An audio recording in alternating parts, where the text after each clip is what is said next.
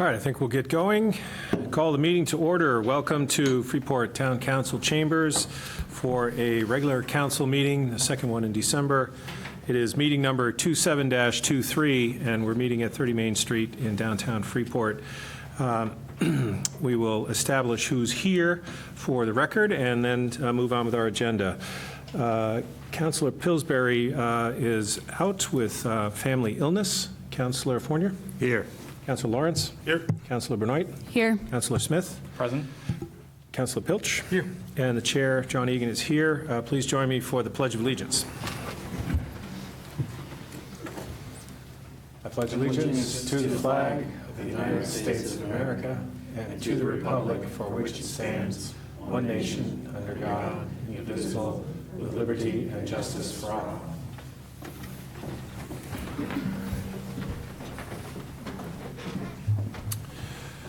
Welcome. We have a little bit of new technology here. If you are frequent to our meetings, you'll notice that we're amplifying sound in this room to make it easier for everybody to hear everybody who's speaking. We're still getting those levels right, so there might be a little bit of feedback that we're keeping track of, trying to monitor. And also just a reminder, when you come to the podium to speak, the microphone is perfectly positioned and is sensitive enough to pick up no matter where you are in relationship to the podium. So no need to adjust that, and we will capture you. We're also going to ask that when you come up to the podium that you introduce yourself and tell us where you're from and where you live. And we will get on with our agenda. Our first order is to take a look at the minutes and adopt them. We will ask for a motion to waive the reading. So moved. Second. Any questions about the minutes? All right, been moved and seconded to accept them. I'm assuming the changes in the dollar amounts were checked or verified in terms of the votes, so we can give the chief the right number. Great. All right, all those in favor? Aye. Any opposed? All right, minutes are adopted. Thank you, Chris. Our next order is announcements. I have a couple to go through, and then we can open it up for others. One of my favorite things to announce, the 2024 dog licensing applications are now due. All dog licenses expire on the 31st of December of each year, and any dog 6 months or older are required to be licensed by law. So you can register your pooch here at Freeport Town Hall or online at www.doglicensing.com. Please bring proof of a rabies vaccination and a spay or neutering procedure. Please be aware that you have to renew your dog license no later than the 31st of January or potentially face a late fee of $25 per dog for late registration. So you have about a month of grace. We will be open next week, so if you want to come in at the last minute and register your dog. Nominations are now being accepted for 2023 Citizen of the Year. Each year, Freeport Town Council presents a Citizen of the Year award to honor those who have significantly contributed to the quality of the town. Nomination forms are available at the town office and on the town's website, freeportmaine.com. The deadline for nominations will be coming up shortly after the new year, very likely for about a month or so. We'll leave those open to get nominations in. Public Works would like to give a reminder to keep turnarounds clear so that the plow trucks can turn their vehicles safely. Also, please keep the sidewalk clear of vehicles and trash cans in your particular neighborhoods. Any other announcements from other councilors? All right. We will move on. Our next item is information exchange. This is a chance for councilors to talk about committees, public input, information that we've been gathering from the public, and also to just discuss things that are going on with various bills, or not bills, but ordinances in motion and activities that the town is engaged in. And I would like to recognize the unexpected passing of Leland Aris II, who was the plant manager for the Freeport Sewer District. I know we talked about that at the last meeting, but his presence will definitely be be missed, and we hope that his family's doing well here during the holiday season in light of that. All right, I don't have any other particular information items that any other counselors have. I do. I was at the Complete Streets meeting last week, and they have a declaration that they want us to sign to back them for a trail that it's a bunch of towns, but it comes from Portland. It's a bicycle multi-use trail. Portland to Yarmouth, Yarmouth to Lewiston, Lewiston to Brunswick, Brunswick down to Freeport, and it covers the East Coast Greenway too. So it's just to help the towns get money for building that trail. And it's an old railroad, abandoned railroad track that they're trying to do. Great. So I just wanted to tee that up. It'll be coming to us here shortly. Are we in the planning stages for that at this point? No, this is just a document wanting our backing. Okay, I see. Got it. No finance to us yet. Not yet. Right. So, Exciting. yes. I also met with the FEDC Fit Up Grant Committee. A few weeks ago at this point, we did officially award 2 grants. One for Twist, which is a new hair salon coming to Depot Street. They received the full 10K ask. Same with Uprise Yoga, which is taking the spot of When Pigs Fly Bakery. They also received the Fit Up grant as well.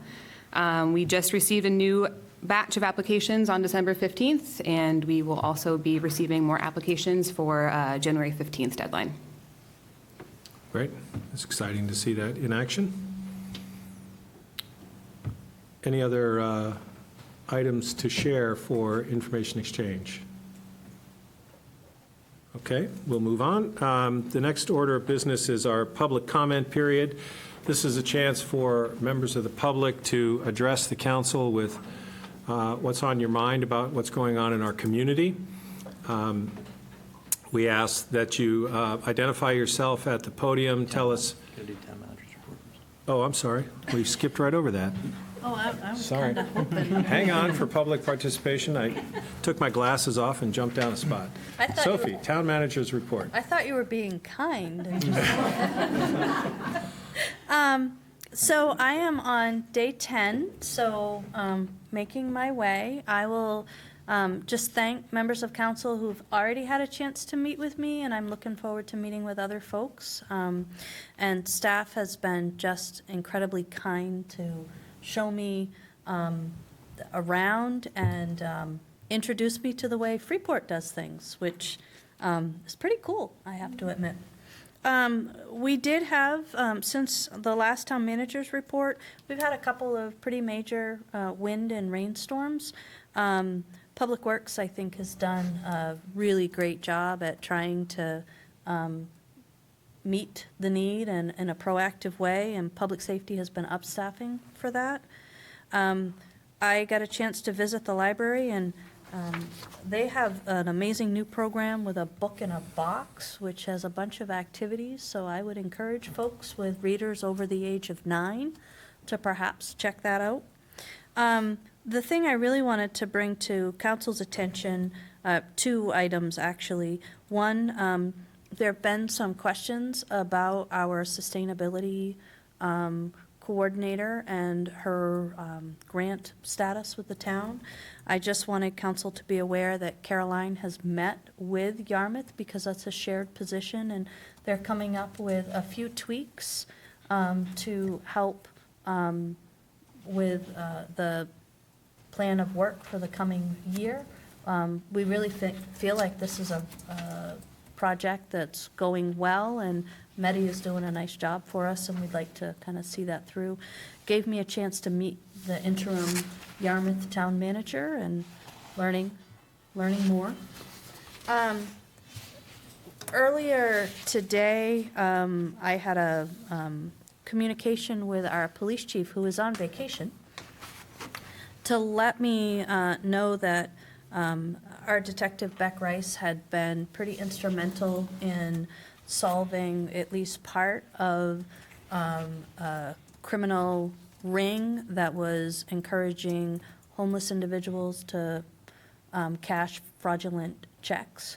There is a press release out, and the reason I'm bringing this up is because they are looking for other people who may have been the victims of this process. So there are pictures of the two individuals that were arrested. We don't normally post mugshots in our press releases, but in this case, they are looking to try to find more individuals that may have had interaction with these two suspects that were arrested. And the council is aware, but I'm just going to say that we have opened up conversations with the Maine Department of Transportation to see what assistance they'll be able to give us as we try to implement the downtown vision plan. And that's my very brief manager's report. Great. Thank you, Sophie. Questions for the manager? Great. Thank you. Okay, now for the public comment on non-agenda items. This segment of the agenda is to address the council for things that are not on our regular agenda. And if you have something that you want to discuss that is on the agenda, we'll make that time available later. And again, we just ask that you identify yourself, where you live, and please respect the roughly 3 minutes that we have for each so that we can hear from everybody.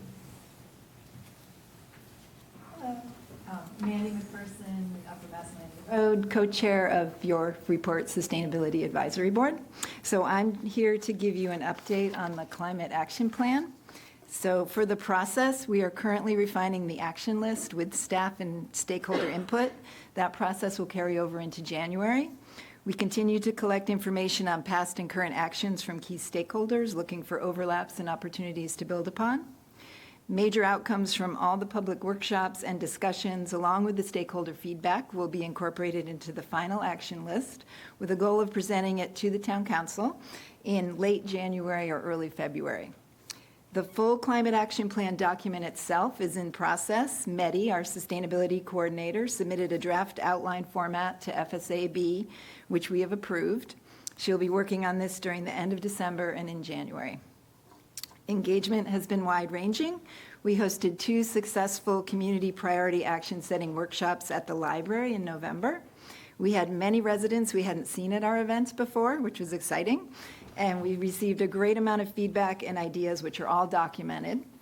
The rotational format for the different action category stations provided lots of interaction, and it was nice to see a mix of folks from various community groups that don't often get to convene together. Our November 27th FSAB meeting focused on transportation, our largest emissions category.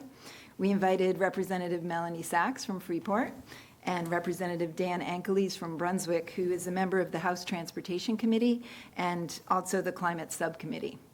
Also Brett from FEDC and a representative of the Bike Coalition of Maine, all of whom we had previously met with individually. Folks from FCAN, Complete Streets, and Freeport Conservation Trust also attended. Our website has updated materials and polls open for feedback on actions and emission targets.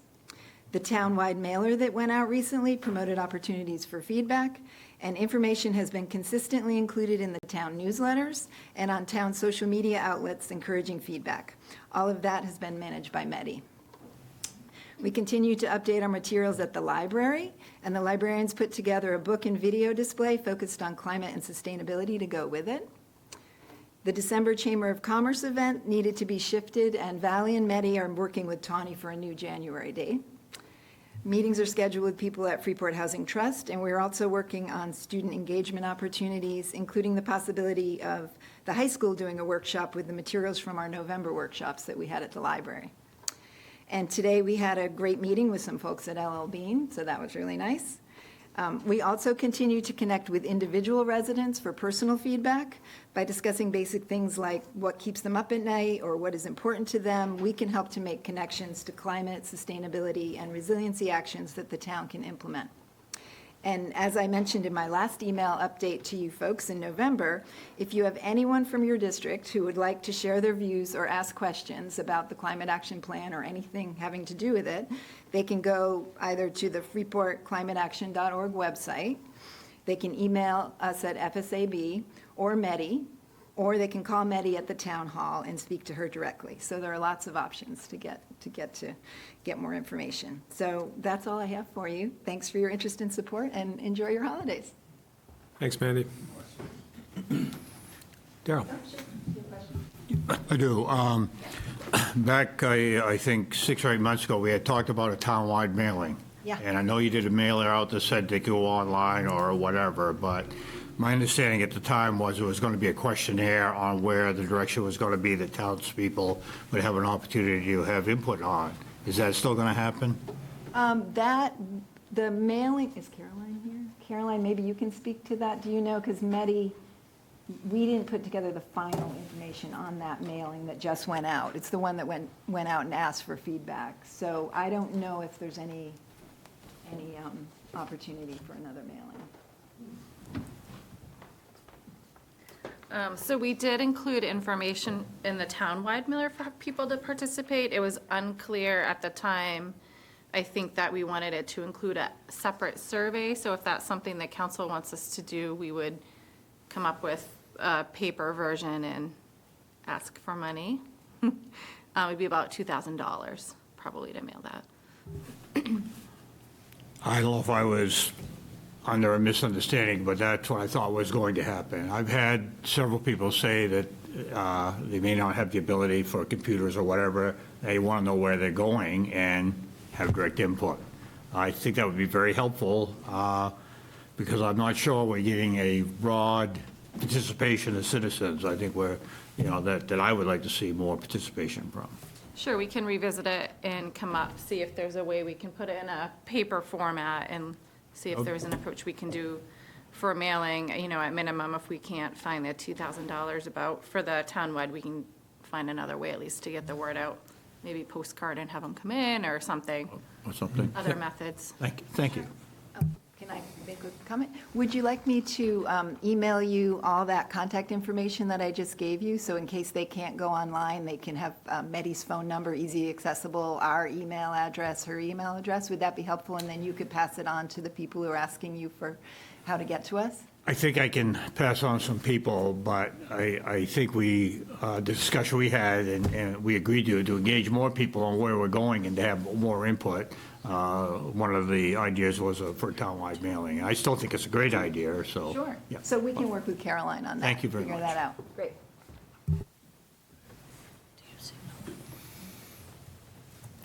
Any other questions or comments? Please step up. Good evening, Bob Stevens from Moose Crossing. I'm here on behalf of Freeport Climate Action Now to report on the progress on the rebate program that the town council has established. Freeport Can did a saturation mailing to each household in Freeport and South Freeport, notifying them of the new items and also the original items. And I'm happy to report that as of December 4, 25,000 of the 40,000 has been given out in rebates. And I'm even more happy to report that $19,300 of that was for heat pumps, water insulation, and hot water heaters. Those are the items that led the council, I think, to be the principal reason you authorized and allocated this money. So we're getting progress. I don't know what the latest is. We're going to continue to get the word out and hopefully be able to come back and ask you for the additional 35,000 that you said if we showed this was a success, you would allocate it if we could keep going and help more people in Freeport. Thank you. Thanks, Bob. Anyone else wish to come forward?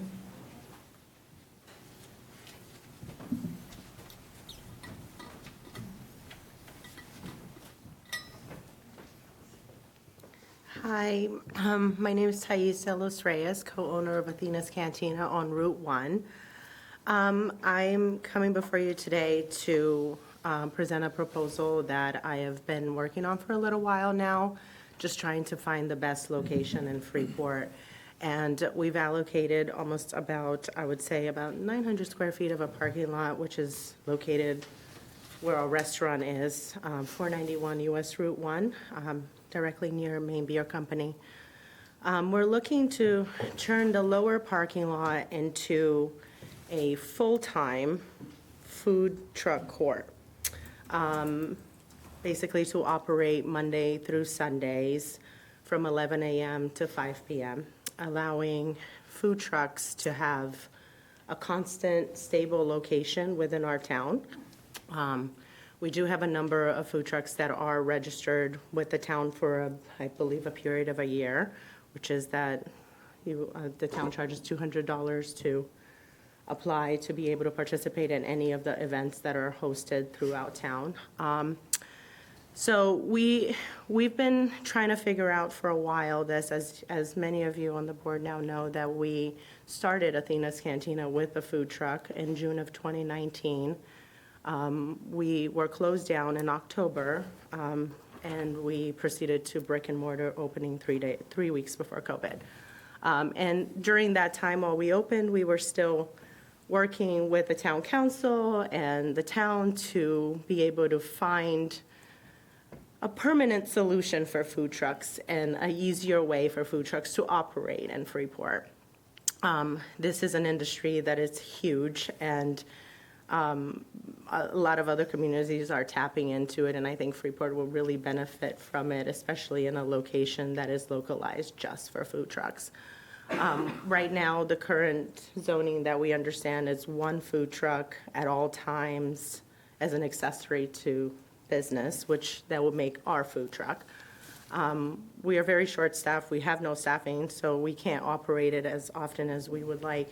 So this court would allow us to open that for Freeport, having that constant option of quick go grab food location and a location where these food trucks can be all the time. And also allow us to open our restaurant Monday through Sundays with the option of bringing the food in and us opening our bar. We have the bathrooms, we have enough parking, and we have the establishment to allow these people to come in. We did have our zoning inspector come and take a look at the location. At the time, he can only approve 3 trucks, 3 days a week. We are looking to possibly change that food truck number zoning. We're allowed 1, but we're looking for an additional 4 to be allowed to operate on a regular basis on Route 1. I know there are going to be a lot of questions and a lot of different things that are going to come from all sides, and we're ready to answer any questions that come our way for it. We've taken a lot of time to put this together, and we've started this whole kind of concept and just trying to find the right location that's not going to impede any other local businesses. And finally, we feel that this could be a breakthrough for Route 1, build up Route 1, add some love into it, bring some people down that way. And I feel that food trucks are the new thing, and it kind of, I feel like it's just going to help everyone all around. Especially, we don't have the options, when we get really busy, we don't have the options for staffing to get quick grab-and-go lunch, quick grab things. It's tough.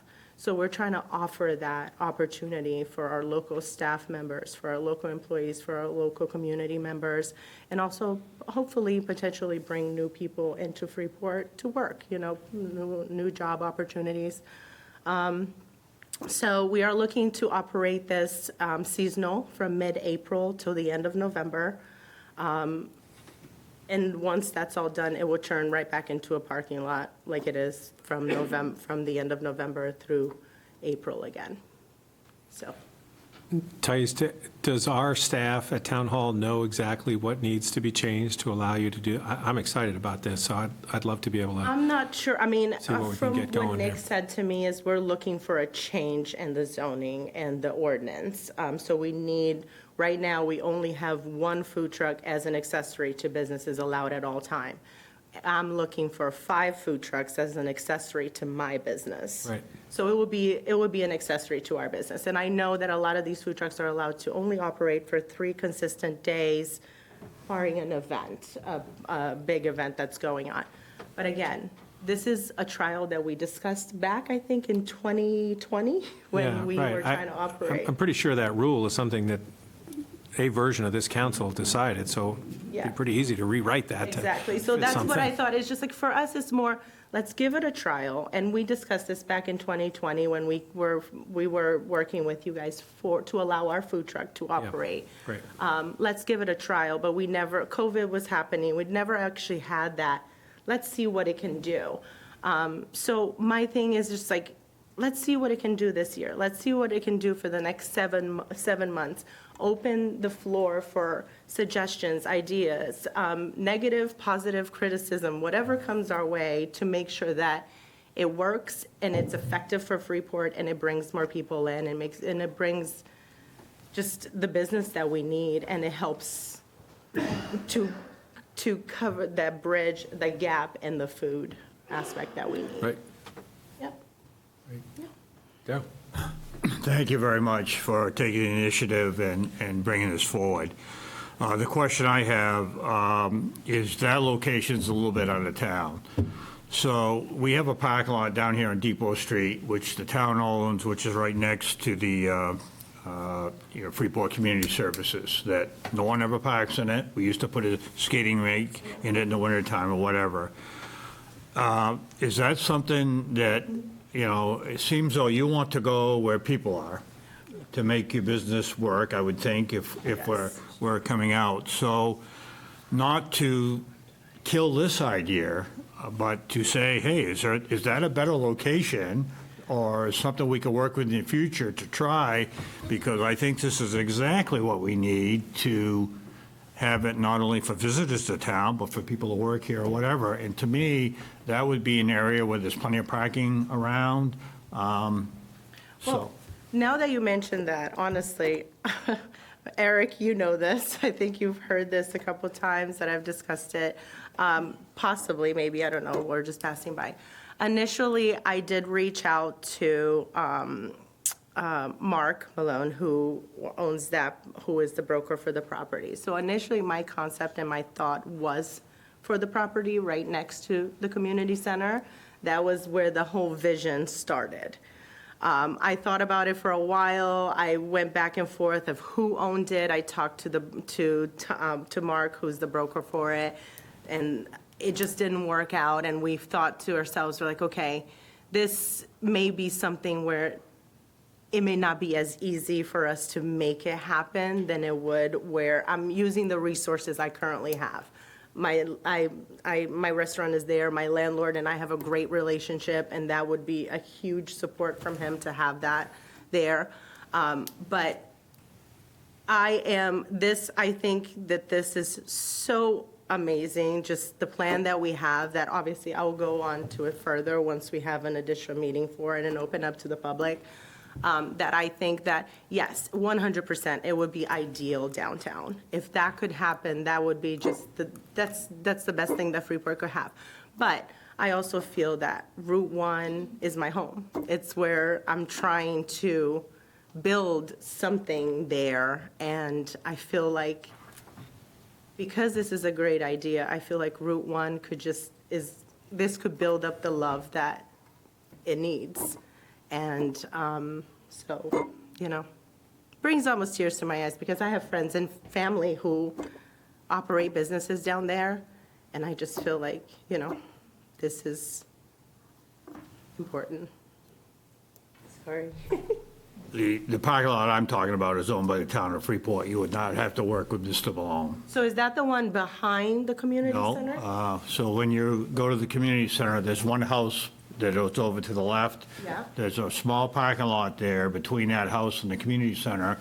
which is the old Magno lot, that is owned by the town of Freeport. Oh, okay. And it's not quite as large as this particular lot is, but, It's a starter, in a sense, kind of. so thing, right? it's, number one, I think the location is awesome. Number two, if, not to throw water on this idea, but if that would also be a possible, something that you think would work better, I think we ought at least, I would like to, as a council, to be open to discussions, to discuss it with you and see if it could be a win-win for everyone. I mean, I'm honestly, again, like, I've talked to my good friends and pretty much family and owners of Maine Wicked Goods who have followed me through this and this passion, that it's not, at the end of the day, it's not necessarily all about us.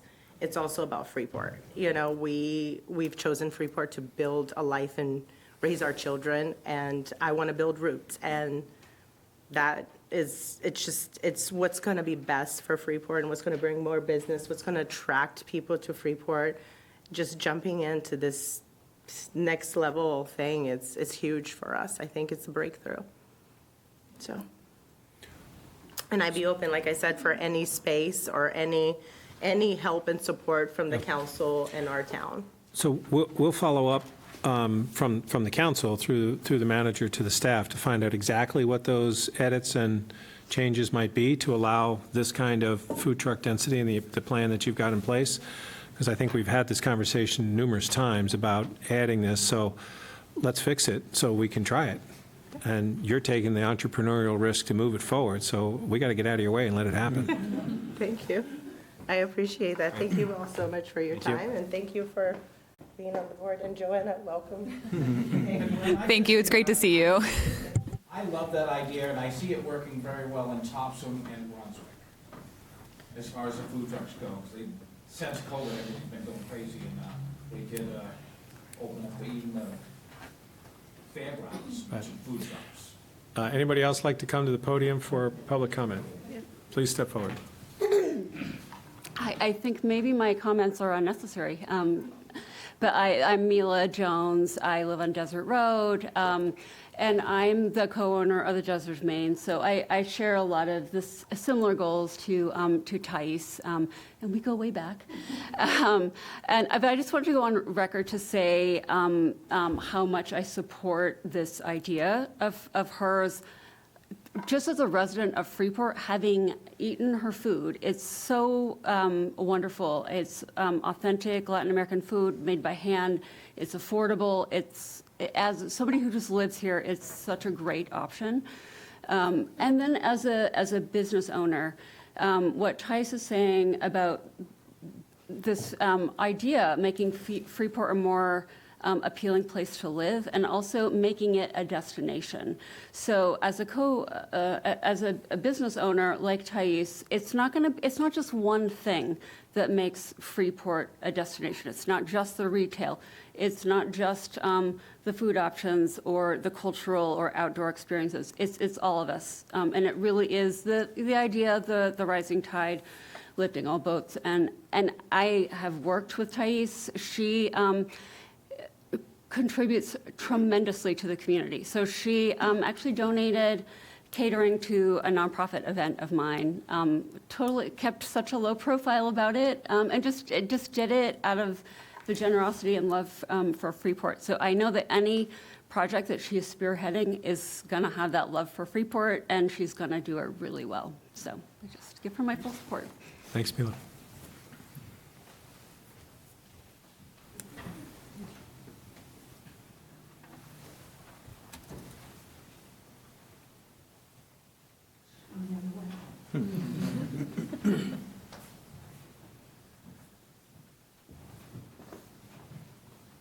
My name's Amanda Kent, and we live down in the South Freeport, Lambert Road area. But our business is on Route 1, and we are Maine Wicked Goods right next to the Emporium, which is the old bike and ski building. The new little red building. We're newly painted. The town and the town council talk a lot about the new downtown plan and downtown this and downtown that. And gee, what are we going to do for Freeport?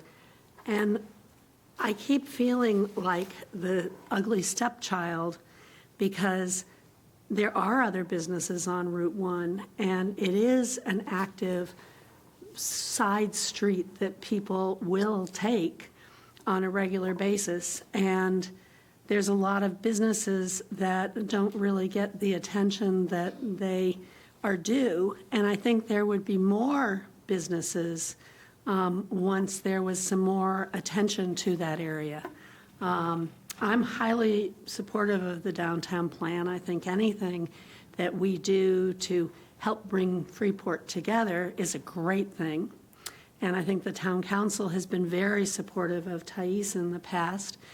She and I both came to the council to try to get the zoning changed for our zone, which is C1.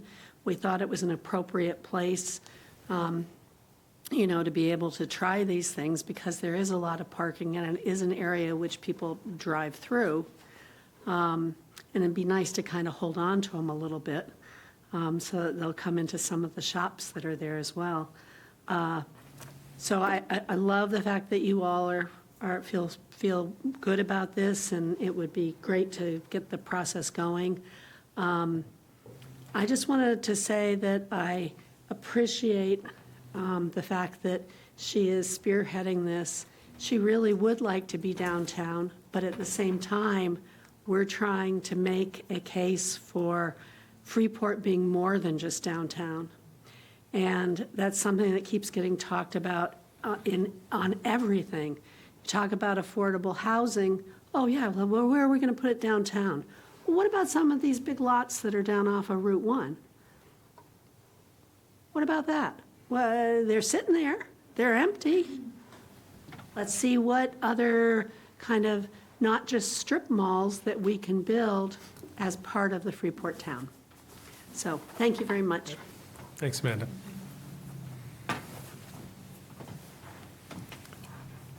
Anyone else care to speak on public participation on non-agenda items?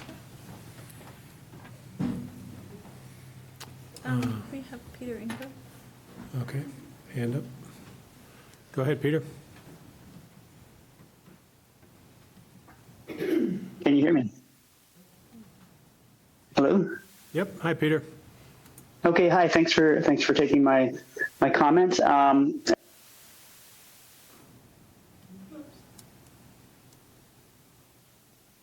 should be back. You have to click on mute. Sounds like I'm muted. Can you hear me now? Now we got you. Okay, sorry about that. My name is Peter Ingram. I'm one of the two medical cannabis business owners that are grandfathered into the town. And I was just following up to see if there's been any progress on the adult use manufacturing and cultivation ordinance that I believe was supposed to be drafted by September. Thanks, and I'm sorry I didn't reply to your email earlier today, Peter. I didn't have time, but I did see it. I inquired about that, and the information that I have is that the changes that would be conducive to your business are proposed and have been through the planning board process and are with our attorney, which is a roadblock at this point because of staffing capacity. So we're going to follow up on that this week and see when we can spring that loose and see if we can get it in front of our council process, hopefully in the month of January. An ordinance change like that requires an introduction, and then 2 weeks later is a public hearing. So that would be the format, and it would be spectacular if we can get that sprung loose and finalized for council consideration in January, so we can have a public hearing on it. Thank you very much. Before you shut off public comment, could I, Andrew Arsenault, I'd like to support Thais in her Route 1 thing. I think it's a good place to test it. Yep. If you get 4 or 5 trucks down there and it works good, maybe we could set one up uptown. I mean, she does have bathrooms, facilities and everything down there, and her ability to staff people down there. But as a Route 1 resident all my life, I'd like to see something happen down there. Like the other people said, we've been passed off for quite a while, so, to help us with the zoning down there would be a great idea, so we can get something going down there. Because I think when she was selling across the street, she had a lot of people working in that area that were stopping at her cart before she got shut down, so, thanks. Great, thanks, Andy. All right, anyone else? All right. Well, happily, we didn't get, well, we won't talk about it. We didn't have an event come like we had last meeting. Our next item on the agenda is our section of action items. And the first one is the consent agenda. We've all seen the consent agenda. There's a couple of minor items on there. And there's particularly around a tax lien foreclosure. I just want to make sure everybody realizes that the action is to waive the acting on the foreclosure so that we can continue to work with the property owner. And for a very short interim period of time, Sophie would be our local health officer, and then some donations. So if there's any reason to take any of those items off the consent agenda for specific discussion, we can do that. Otherwise, we'll take a motion to adopt the consent agenda. Be it ordered that the December 19th, 2023 consent agenda be adopted. Second. All right, not seeing any reason to take them off. All those in favor? Aye. 6-0. And the consent agenda is adopted. Congratulations, local health officer. We'll start the stopwatch now until we can get that replaced. Our next item is a public hearing, item number 230-23, to consider action relative to a proposed text amendment to Section 534, Solar Energy Generation Systems of Chapter 21 in our zoning ordinance regarding the maximum height standards for ground-mounted accessory solar energy generation systems. So this is a public hearing. We're going to have a very brief introduction of the item from Cecilia, and then we'll have the public participation of the public hearing itself. We'll open the public hearing to take any comments, and then theoretically take action after that. So, Cecilia, if you want to just introduce this item before we hear from the public. I'm Cecilia Smith, the assistant planner here in Freeport. See some new faces.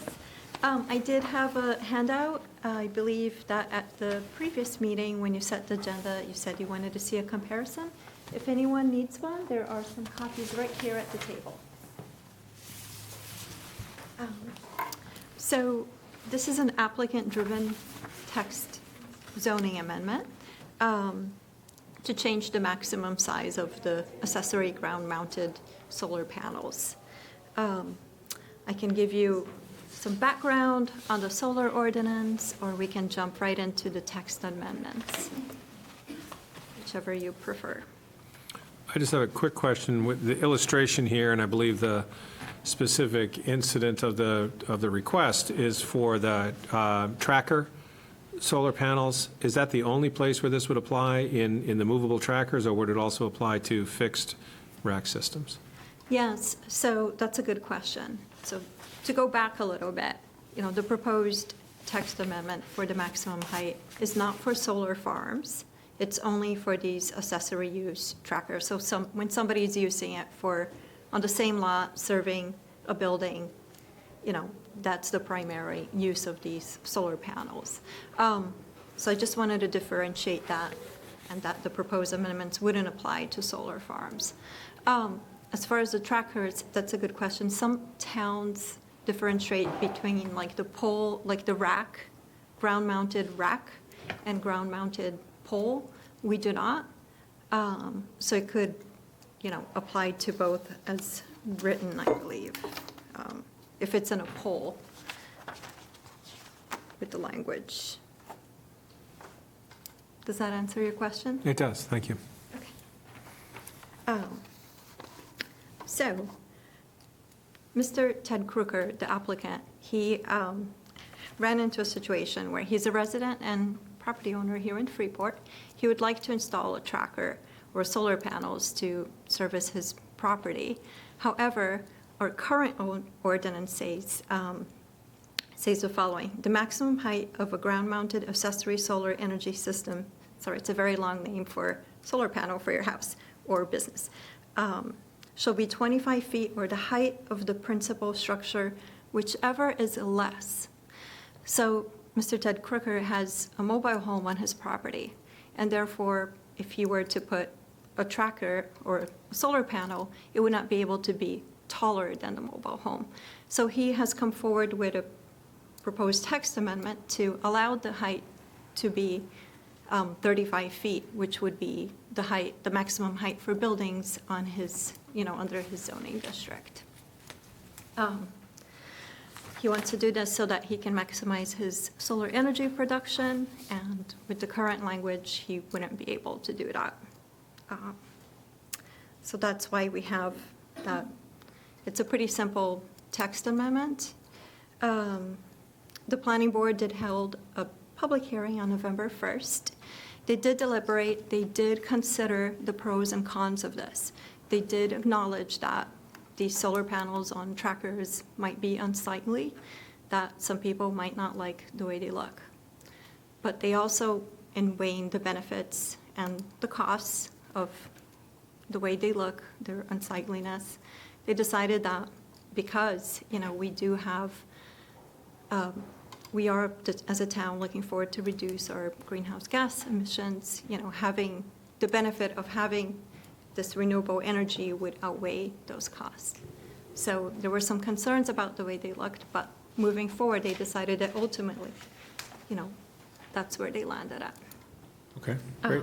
Can I just, Yeah, go ahead, Sophie. if I could just add, I'm going to cut you off, Counselor Fournier.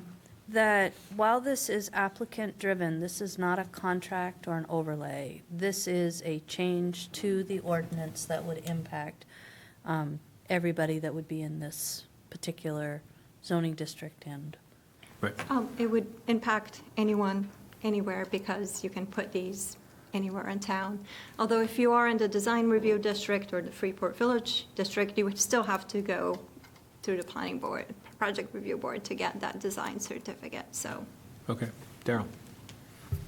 The question I have, when this is an operation, are there separate requirements for property lines? So this is a fairly large structure. If the sun's coming out of the east and there's a home next door, is it going to allow shading of property owners next to this property from these devices? Yeah, so for accessory structures, you'd have to meet the setbacks for accessory structures, I believe, and the applicant's representative is here, Brian Keith. He did a really good job of explaining to us why, because that was also a concern by some of our planning board members with the shading. But I guess you have to put the structure far away, and the way they tilt, you're already on that setback. So because they're moving and trying to maximize the sun, they wouldn't necessarily be creating as much shade as you can envision. I mean, you could also run into the same situation if somebody were to plant a tree next to your property line and then it grows and it's shading your property. I had that happen in my personal house, and now I cannot grow my garden. So, Well, a tree's got branches, and it's not quite as of shading it's less requirements as this would unsightly. be. Absolutely. So what you're telling me then, and this, in fact, if we pass this as written, it's being presented tonight, that we could have shading on properties where, next to where this is proposed to be installed, or any other place in the future? I'm not sure I'm not familiar with trackers enough to know how they function or whether they create as much shade, because they are trying to track the sun, so they are not moving in a way to do that. I just want to clarify something for Daryl. Sure. So Daryl, these are structures, they would have to meet the same setbacks as any other structure. So someone could, in the rural zone, 50 feet from the side property line, the same place they could put their house, they could put the tracker. So shading could be the same from any other structure. Did that answer your question? Yeah, I think it does, because I think it could be an issue. If, it all depends on, there's going to be certain times of the day, the shading is going to be an issue, and certain times of the day it won't. Yeah, I mean, with the height, these, yeah. like a house that would have projections, like a porch or deck, these have to meet the setback, so when they're straight, but when they go flat, they would actually have to be set over, but ultimately, it's the same as any other structure. Okay, thank you. So when it's flat, is that edge, is that what you're using as the edge of where the setback is, or is it the poles on the setback and then it can? We use any projections from any structure to measure setbacks, overhangs, it being flat, projecting out that way. Yeah. But they're different sizes, and again, these could be trackers, but they could be accessory ground mounted, so they could be things that are stagnant as well. Dan? Do you know the height of the ones that are next to Maine Beer Company and the one that's on Route 1 in Brunswick? They're two sort of prominent ones. Do you happen to know how tall they are? We don't have the exact height, but we believe it might be around like 16 to 20 feet. Caroline reached out to the property owner, and it was, that's, I think, what we think it's on that range. So Maine beer is 16 to 20 feet? That's what we think it might be, but we're not 100% sure. Thank you. This is quite a bit bigger. Twice. Yeah. Yeah, also, in terms of the height, that would be when it's tilted, so that would be its maximum height. So it's not like the pole will go up to 35 feet, and then you have this thing on top. It's just that tilt. And the applicant is here, or the representative. If you have more questions, he can also get into some details. Maybe this is a question for you or for the applicant's representative, but if those work well at Maine Beer Company and at, I think it's Northeast Heat Pumps, is there a reason the applicant can't use something like that on his property and be within the current? Well, under the current ordinance, he would have to, like, the maximum tilt of the tracker or the panel would not be able to be taller than the mobile home right there. Oh, whichever is less. Yeah. Mm-hmm. But if we left it 25 feet, period, so not 25 feet or the side of the structure, if it was 25 feet, wouldn't that give him the ability to put something like the Habit Maine Beer on his property? I believe that he's trying to maximize the solar energy he can gather from it. So my understanding, and maybe Ryan can illuminate us, is that if it's smaller, then he's going to produce less solar energy, because if it's shorter, then the panels need to be shorter. More panels, yeah. I'd be surprised if the Maine Beer one is 16. Feet, yeah. That seems way taller than that. I've heard the same, that it's around 17 feet. Is that just the pole, maybe? I don't know. I wasn't able to get the clarity I wanted when I asked. Yeah. Let's hear from the applicant. Maybe we can get this answered straight. Thanks, Cecilia. Hi there. So my name's Ryan Keith, and I actually am owner of Northeast Heat Pumps. So those trackers down there. The tracker Maine Beer is the small tracker that you see there. So when it's at maximum height, it is the 25 feet, because that's the smaller tracker that we also install. The ones at Northeast Heat Pumps is the 30-foot tracker. I've owned Northeast Heat Pumps since 2008, and the reason that I went into the tracker business, if you will, is because of the amount of energy that they can provide. And unfortunately, they didn't have the engineering when Maine Beer Company put theirs up, but essentially the ones at Northeast Heat Pumps, one of those units is worth 2 of the Maine Beer Company units for an additional 5 feet of height. So the footprint, bird's eye view, is much smaller to double the amount of energy that you can produce with one of those trackers.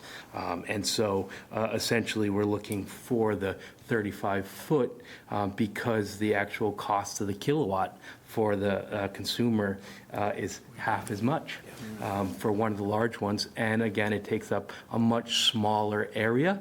It's 1,200 square feet. We've put the large trackers on small enough lots that are only a quarter of an acre. And honestly, once you see it on a quarter-acre lot, it doesn't look that big. And so we, right now, the 3 at Northeast Heat Pump is actually on just over a quarter-acre spread out with the building, just to give you a kind of, and that's 3 of the larger ones. Great. Thank you for that clarification. Darryl. I've got a question to do with the solar panel itself, and I'm glad you're here, because I've had this question asked to me and I couldn't answer it. Do those solar panels generate heat back from the atmosphere when the sunlight is directly on them and they're generating energy? It's a great question. So that's another reason that I got into the tracker situation, because the trackers are actually bifacials. And what it is with the bifacials is that it absorbs energy from both sides. So it reflects less heat back up into the air. Because it's not painted on the back side, it can absorb a lot more energy per, and a solar cell is very small, but you're able to absorb a lot more of that sun's energy. And in the wintertime, especially because you get the reflection from the sun, and believe it or not, that boosts it quite a bit as well. The production of these trackers is pretty amazing on what they can provide, because. So back on a regular solar panel, that produces heat back in the atmosphere, how much? Well, so the sun, each solar cell, actually, with the ones on the roofs, can absorb about 19% of that sun's energy, and whereas the ones in the bifacial are about 20% more. So what reflects back is tough. It's less than you would have on a roof or a car or something like that. That's obviously reflecting a lot more of it back. But so this solar panel is effectively reducing that heat reflected back. And if I may just address the shading thing as well real quick, is because we are going from the edge of that system, essentially with your setbacks from the sideline. The amount of shading that it may provide for a neighboring property is going to be minimal feet, and it will be for a very short time in the day. I actually put one of my gardens underneath one of my trackers at my house because it's the vegetables that don't want the direct sunlight. Not that everybody's going to do this, but it gives me a couple of hours of break from burning my plants, if you will. But it'll be very minimal shading, and for a very short time, a lot less than if you were to put up a building, let's say, and the building is going to be its full height at that setback line, where the tracker is not. You're going to get 20 feet less, so it's like adding an additional 20 feet to your sideline setback for a building. So. Could you speak on sort of the cost of putting one of these onto your property? I'm thinking about, we're looking at it from your perspective, but in terms of this would change it for the entire town, what would this look like? What would be the impact on the cost of implementing these on your property? So, and I can tell you this is a rough estimate of cost of one of the trackers, because the electrical side of it is kind of a moving target. But the large tracker installs for somewhere between $75,000 and $80,000. You get 30% tax federal credit right now for a really long time, till 2032, I think. So that really knocks down the out-of-pocket to somewhere around 55. The problem with the smaller tracker is that you're only saving the additional 24 panels. You're still buying the outpost, you're still trenching, you're doing everything else. And so essentially the smaller tracker, for half as much energy, you're going to be around the 65, 70 range. So it just, the sense of the smaller trackers are they have their place, but for the most part, the larger one is really where people are going to get their bang for their buck with these units. The payback, just like anything, on on paper, it's going to show you somewhere around a 7-year payback. I can tell you from my point of view, it was faster than that. And then when I added EVs to my solar, we have 15 electric vehicles that are powered by ours, the Northeast heat pumps. My payback actually turned down to about 3 or 4 years with those numbers. Darryl? So if what I'm hearing, and I guess the question I have for you, our ordinance says a particular height or whatever is less. So that seems to me maybe where the problem is, because in your case, there's a home there that is far less. So as a business that installs these, would it be easier if there was a set height across the community as opposed to this, because that can change at every property? And I think that's what the new amendment is looking to do, is to set it at 35 feet across the board, and that would cover it on all properties, so that if we did have some shorter buildings, we would still be able to do these, do the trackers. In the 30-foot two height that you see here is only for a very short amount of time, you know, and depending on what season it is, it won't even hit 30 feet, you know, because it's not going to tilt up as far in the summertime. It's going to be laid back a little bit because the sun is higher, and so it'll never even meet that. But that would cover the larger units for our needs. The other thing to keep in mind, and I know, so the commercial entities really benefit for these as well. And in my parking lot, we lifted it up a couple of feet so that my employees can park underneath easily, even in the summertime when they're tipped up high. Everybody parks underneath to, you know, block the rain, the snow, the sun, all these things. So we did get a little extra feet. So ours are, in the summertime, you're looking around 32, 33 feet at the maximum for those couple of months. Thank you very much, Mr. Keith, for clarifying that for us. This is a public hearing, so we will entertain any members of the public who wish to comment on the changes that have been suggested by the motion. Actually, we haven't read the motion yet, but by the proposed motion. We're in the public hearing, yeah.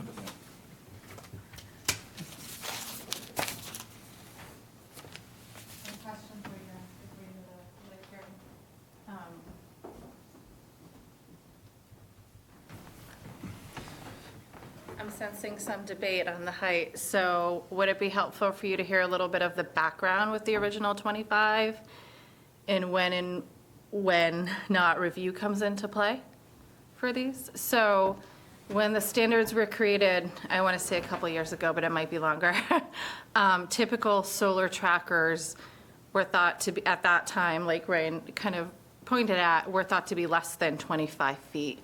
So that was where the 25 came from, and also looking at these things being accessory structures, they're supposed to be subordinate incidental to the primary use on the site. I do want to clarify that we're talking again about accessory solar energy generation systems. So the standards we have, it's not a standalone solar farm. This is when you have a principal use on the site. The ground mounted, whether it be fixed panels or the tracker, are feeding into the principal use on the site. If there's extra energy, it goes back into grid, but first it's going to the house or the business or whatever it might be. The standards are designed so that as a 1 or 2 family, you can do this with a building permit from the code enforcement officer. If you're doing this as multifamily or any commercial use, you are subject to coming before staff review board for site plan review. Not sure if that helps or not, but just to give you a little context of some of the review process and some of the history. When Maine Beer came in to get theirs approved, their information said, looking at it, it was going to be either 21 or 24 feet. The pole height looked like it was supposed to be around 11. Just like Joanna did, I reached out to Maine Beer and was told it was 16, so I don't know if some of it's buried or, you know, how the gradings come into play over time. They've had a bunch of site changes there, but just to give you that background. Other questions before I sit back down? I have a question. So the proposal for this particular, how it would affect this particular applicant is that it would shift the maximum height to the maximum building height in that particular zone. Yes, but keep in mind, it affects the entire town, although it's made by the applicants, not just this one. Right. So I guess my Residential question is, in other zones, is there any place else where the overall zoning, the building height is less than that, and we'd be pushing this up in other places? Or is this? Now you're asking me on the fly, and I don't know, but Cecilia might have looked that up. I think we had that conversation. So we did have that conversation. I looked it up. We don't have a table of uses, which maybe it'd be helpful if we did, so we could look at it on the fly. But we did add language. I think there's actually one district that it might be 25, and I can't remember if it's the island, so don't quote me on that. So if you turn to page 3 of the staff report, you can see the proposed amendment or the changes. So it would say that the maximum height shall be 35 feet or the maximum height set forth for the underlying zoning districts pursuant to Article 4 of this ordinance, whichever is less. So that would take care of that in case we missed anything, but I do believe it's only one zoning district, that's 25. All right, any more comment from the public? We'll take action here. Please step forward. Bob Stevens, speaking again, still from Moose Crossing. And this sounds like a good idea to me.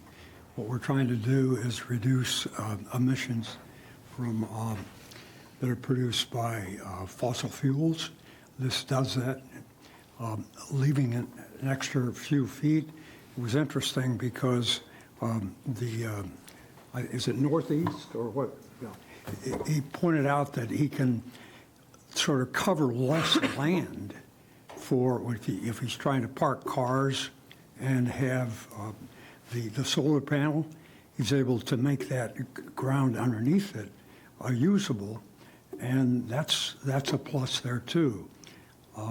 So all in all, it seems to fit into the plan. I think it would fit into what the board is going to be coming back to you and figuring out what we can do with our ordinances to promote the use of solar and heat pumps. And so I think from Freeport Climate Action's now perspective, this is, this is a good thing. It's worthwhile. It's good use of the land. Thanks. Thanks, Bob. All right, I don't see any other hands up for public hearing participation, so we'll close the public hearing. I'll just add a little anecdote that actually probably 13 years ago now, in my day job, I installed 9 of these trackers at a senior housing project in Wiscasset. It was owned by the company that I worked for, and the residents were in quite an uproar about having such a visible device installed on their property. And about 2 months after the installation, we had a follow-up resident meeting, and there were about 50 questions from the residents about how they work and how interesting they were to watch. And the devices run on automatically tracking the sun, and in various weather events will tilt and shed snow and tilt up and be safe from wind. And they do all of that automatically. And it turned out that almost all of the opposition from the residents to the project dissipated, and they were proud of their ability to be self-sustaining. The property was entirely powered by electricity with electric heat pumps. And so those residents turned from not liking them to, once they understood them and lived next to them for a couple of months, really enjoyed them. So it's just a matter of perspective sometimes. Other comments or questions before we take action? Dan? Yeah. I admit I'm a little bit torn on this one, only because it's applying town-wide, and that concerns me. I think Darrell's point about shading is one to consider. My wife does her darndest to try and grow vegetables so that we can eat off the land and so forth, with modest success. But this would have an impact if our neighbors put a 35-foot solar standalone system even within their setback. 30, not 35. 35 is what they're proposing. Oh, it's 35, I'm sorry. Yeah. Especially in the early and late season, right, in the fall and spring when the sun is lower in the sky. So it's something to consider. It's not my biggest concern. But I'll probably irritate some people down there and some people up here if I say that when we drive up through Brunswick, those systems are big and they're kind of ugly. Personally, I find them that way. So while I love seeing a solar farm, I'm in support of the one that we permitted off of Route 1 near Stagecoach Road, and I love seeing them by the highways. I'd love to see more in Freeport. There are certain areas of Freeport where I might think these are inappropriate. And without a little bit further fine-grained reading of the ordinance, I'm not sure that raising the height is a great idea. We're trying to put solar panels on our home. I'm not against solar panels. I'm just against this town-wide raising of the height. So I'd prefer to see more fine-grained action here. Darrell? So I guess, and maybe I'll have to have the gentleman back up from Northeast to answer this question. As technology is changing, and and if I'm wrong on this, but solar panels seem to be becoming more and more efficient as technology changes. So as of today, to get the most benefit, this device requires 35 feet, is what's recommended here before that. I foresee probably where we could get the same return in the effectiveness maybe from a smaller unit down the road, because they're improving all the time. And I am bleeding, maybe agreeing with you, that I think a smaller unit, that's a big, large unit. But I also don't want to take away from people's rights to be able to use their property. But I also don't want to encroach on the peoples that are next door. And we play that fine balance here that we go. So I am more in line to looking at a 25-foot maximum where I'm standing right now, and allow people to install that on their property. And as the technology improves, I think it's going to be more and more efficient down the road and maybe make more sense. But I think at this point, if it's 35 feet or nothing, I would probably be voting nothing. I could go with a 25-foot. Eric? I think that's an important point about the fact that the technology is changing. I guess my thought about that would be is when we talk about how much more efficient for another 5 feet a tracker is versus of this size versus a smaller size, but also how much more efficient a tracker is compared to a stationary panel. I feel like as we're trying to hit our own climate goals, both as a town and as a state and as a country, we're going to need to take all of that added efficiency of the increased technology and still have this size. I mean, you're still going to have to maximize and continue to maximize as the technology advances. And I think where I am with the setbacks issue is that if, in fact, we have zoning ordinances that say you can build a building that's 35 feet tall within the setback on your property, that I don't know why we would say, but you can't build a solar tracker that's actually going to infringe less and cast less of a shadow most of the time than if you put a solid building that's 35 feet tall in that space. So, as Cecilia pointed out, there would still be restrictions within the design review areas in terms of where we are protective about how a building looks.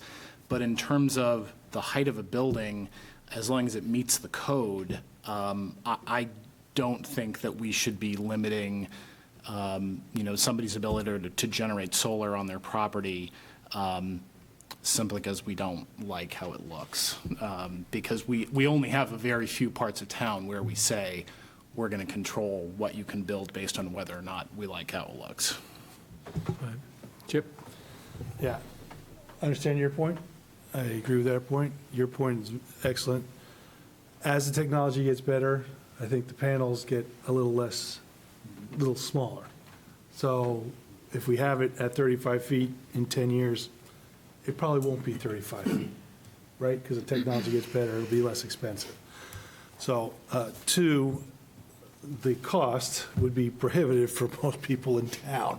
So I don't think we're going to have a proliferation of these at this point, or at least for the next 10 or 15 years. So, and our zoning is what is the final rule on this, and it says, 35 feet or whatever the overlying zoning is. So in your part of the town, if it's 25 feet, they can't go more than 25 feet. So with all those, I think we should let the homeowner do what he needs to do. I don't have much to add. I think I agree with both Eric and Chip on this there's also, in this ordinance right now, decommission plans are required. So if ownership changes and the person who then buys that property doesn't want it, there's already a plan in place where there's a requirement that it's taken down. So I think it's important to allow people to kind of decide what they want to do with their property, especially when it comes to energy efficiency and independence, and also very strongly agree that the cost is prohibitive, and we're not going to suddenly see tons of very tall 35-foot panels be put up. Unfortunately. I just want to clarify that the whole decommissioning plan I think applies just for the solar farms, which are a different animal. Sorry. But you're right, and it's interesting because some of the things you're deliberating are the same exact things that the planning board deliberated, including the cost, the fact that you could put an ugly building there in different districts. So it's interesting to see, it's a two sides to this, and it's just deciding on which one was the best. Also, the comprehensive plan is interesting because it does point out that part of the goal was to, Freeport's vision is that Freeport's energy needs would be met by increasing the use of renewable energy resources. And it's interesting that it kind of goes into that. Of course, we also want to preserve the look, so we have to, at some point, it becomes difficult finding a balance. So, thank you. Other comments? We're ready to go? All right. I'll start tonight, and I'll read the first one. Be it ordained that proposed text amendments to Section 534, Solar Energy Generation Systems of Chapter 21 Freeport Zoning Ordinance regarding the maximum height standards for ground-mounted accessory solar energy generation systems be approved. Second. All right. No further questions. All those in favor? Aye. Any opposed? Aye. 4-2. Did you get that, Chris? Okay, the motion carries 4-2. Thank you for a lively conversation. Thank you for representing the applicant, and Cecilia for the presentation. Our next item is 231-23. This is another public hearing to consider action relative to a proposed special amusement permit. We'll open the public hearing before we take action on the agenda item. Anybody here wish to make comments about the public hearing for the proposed special amusement permits for Mass Landing Brewing and the Bake Shop? All right, seeing none, we'll close the public hearing. Just to open the conversation, Councilor Pilch, could you please read the be it ordered? Sure. Be it ordered that the following special amusement permit renewals be approved. One for Mass Landing Brewing at 200 Lower Main Street, and two for the Bake Shop at 123 Main Street. Second. All right. Any discussion from the council? We have information on the two applicants in our package. This is pretty routine stuff. They've been through this before. All right. It's been moved and seconded. All those in favor of the public hearing, I'm sorry, all those in favor of the item? Aye. Of the Opposed? No opposed, 6-0, Chris. Great. All right, so 2 special amusement permits granted. The next item is related to our own council schedule. It's item number 232-23, to consider action relative to adopting the 2024 Town Council schedule. Councilor Smith, could you please read the be it ordered? Be it ordered that the 2024 Town Council schedule be adopted as presented. Second. All right. Not a lot of debate on how many Tuesdays we're going to be meeting here, but they're all Tuesdays. I have a quick question. Yes. Can you talk more about the annual joint meeting with Buston's Island? Oh, I'm a little. That's a fun one. I truly am excited about Favorite meeting it. of the year. Ever been out there?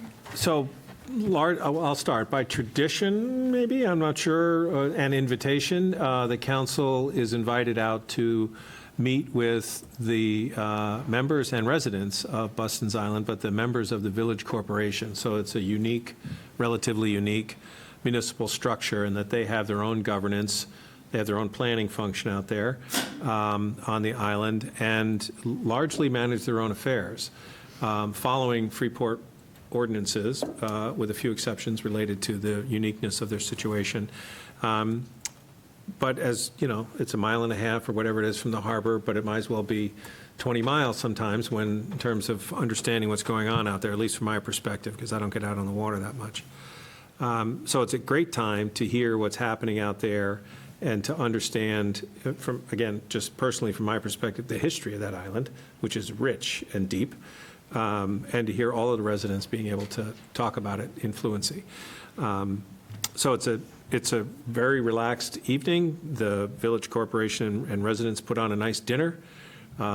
We have a number of very loose, low-profile topics that we just kind of talk about, and then it's otherwise just getting to know each other and learning about what's going on out on Buston's Island. It starts with an informal social hour, roughly, in their museum, and then we move up to the community center for a dinner. It's a lovely evening, and we all ride out on the boat out of the boat harbor. LEB. I've yet to have any bad weather going out there. So it's, for whatever reason. You just jinxed it. That day in August is always good weather, so. Dan? I'm just looking at the dates, and I have a question on one of the dates, if I can find it again. It's in March, so we have a meeting on February 27th, and then the one following that is March 6th, and then the one following that This is March 5th. Right, right. and then March 19th. So, that's a mistake. Yeah, March Yeah. 5th is the Tuesday. Right, I think the March 6th line just comes out. 19th is a Tuesday. Yeah, so the 14th should be down where March 6th is in the agenda items. Oh, I see where it is. And then there's two. Yeah, so if you look down, it looks like the March 6th under the agenda items for the March 19th meeting should be struck out, 14 put there, and then you take that whole line out. So one less meeting, no meeting on the 6th, and then Right. agenda items to match. Okay. Well, it looks like there's two meetings, there's a March 6th meeting and a March 5th meeting and a March 19th. If you move take out March 5th and just move, No, it's actually take out March 6th, because it's a leap year, it is March 5th is the correct date.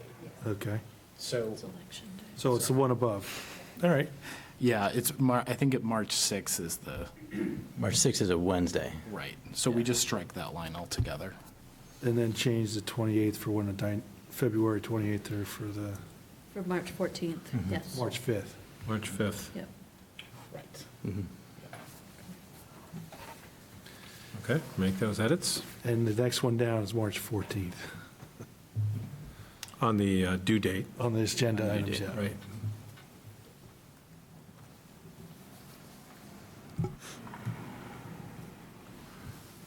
All right, so we got the month of March figured out. Any other additions, corrections? All right, so our agenda's been moved and seconded. We're ready to vote with those amendments. All those in favor of the amended 2024 Town Council schedule, all those in favor? Aye. Aye. Any opposed? All right, 6-0. Our next item is item number 233-23, to consider action relative to annual committee and liaison assignments for town councilors. We have a blank sheet in our package that we can fill in. Afterwards, you can use your copy to fill in your assignments. I'm pretty sure that I've been in touch with everybody about assignments and tried to respect and make those wishes possible. So I have a list of the assignments that made in consultation, so I'll just go through them and just to make sure everyone is comfortable and feels, well, that they got what that they were looking for and that I didn't misrepresent anything. So for appointments committee, it would be Chip, Dan, and myself. For conservation, in order of what's in our committee packet, Conservation Commission would be Joanna as the liaison. Complete Streets would be Eric. Our FEDC representative would be Dan. GP COG representative liaison would be myself. Hunter Roads Fields Committee, which meets 3 times a year, would also be me. That's one of my favorite committees because it hardly ever meets and it's very easygoing. Municipal Facilities, which is one of our statutory committees, would be Daryl, Eric, and Chip.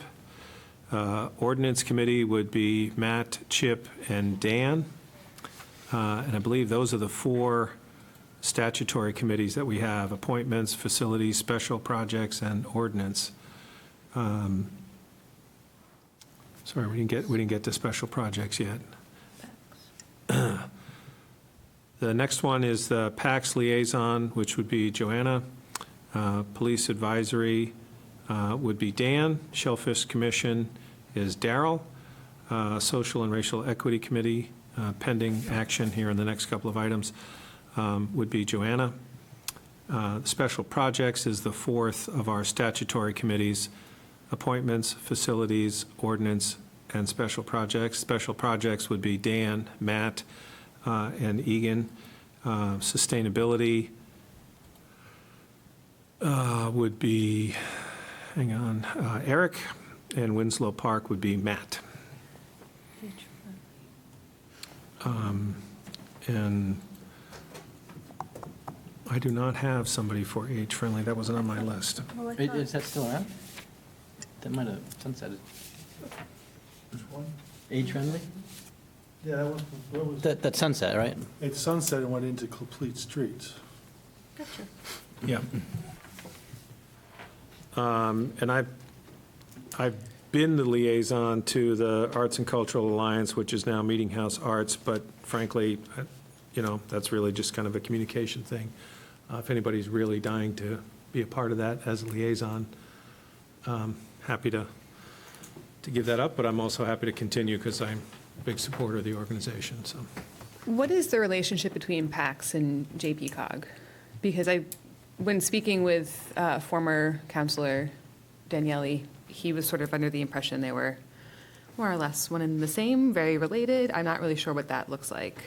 I have about this much understanding to Okay. share with you, which is that PAX is a regional effort focused on transportation among a lot of different communities that largely overlay with GPCOG's footprint, but it is separate from GPCOG because it is directly related to federal transportation guidance and federal transportation money.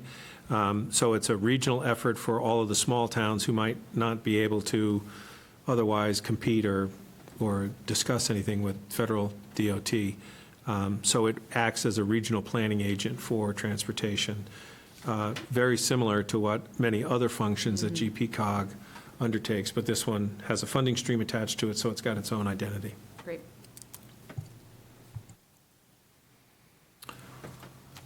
Okay, so those are the assignments. Are we okay with those? And we'll just do a as read when we do the item. All right, Counselor Benoit, would you please read the be it ordered?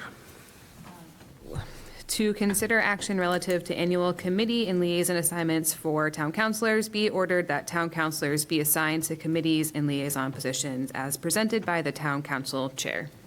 Which we just did. Second. All right. All those in favor? Aye. Any opposed? All right, 6-0. Chris?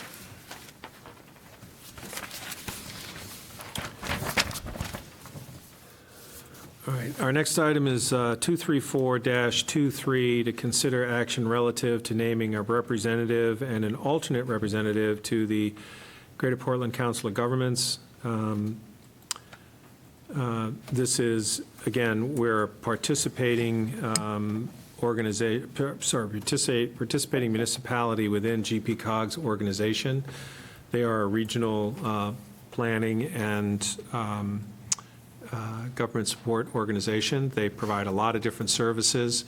We've used a number of them recently on climate action planning, on bulk purchasing. We've used them for communications. They helped with the website support for Connect Freeport, which allowed us to, in my opinion, pass a municipal bond in an odd year, in an off-season. So they provide a number of different services. I think we're actually underutilizing what is available from GPCOG as a member municipality. So I think we have some more to lean into there. And I think the relationship has been two-way. I think it goes like we contribute perspective and information about what's happening in Freeport and helps them do their planning. And like I said, they have a lot of services that can offer us back.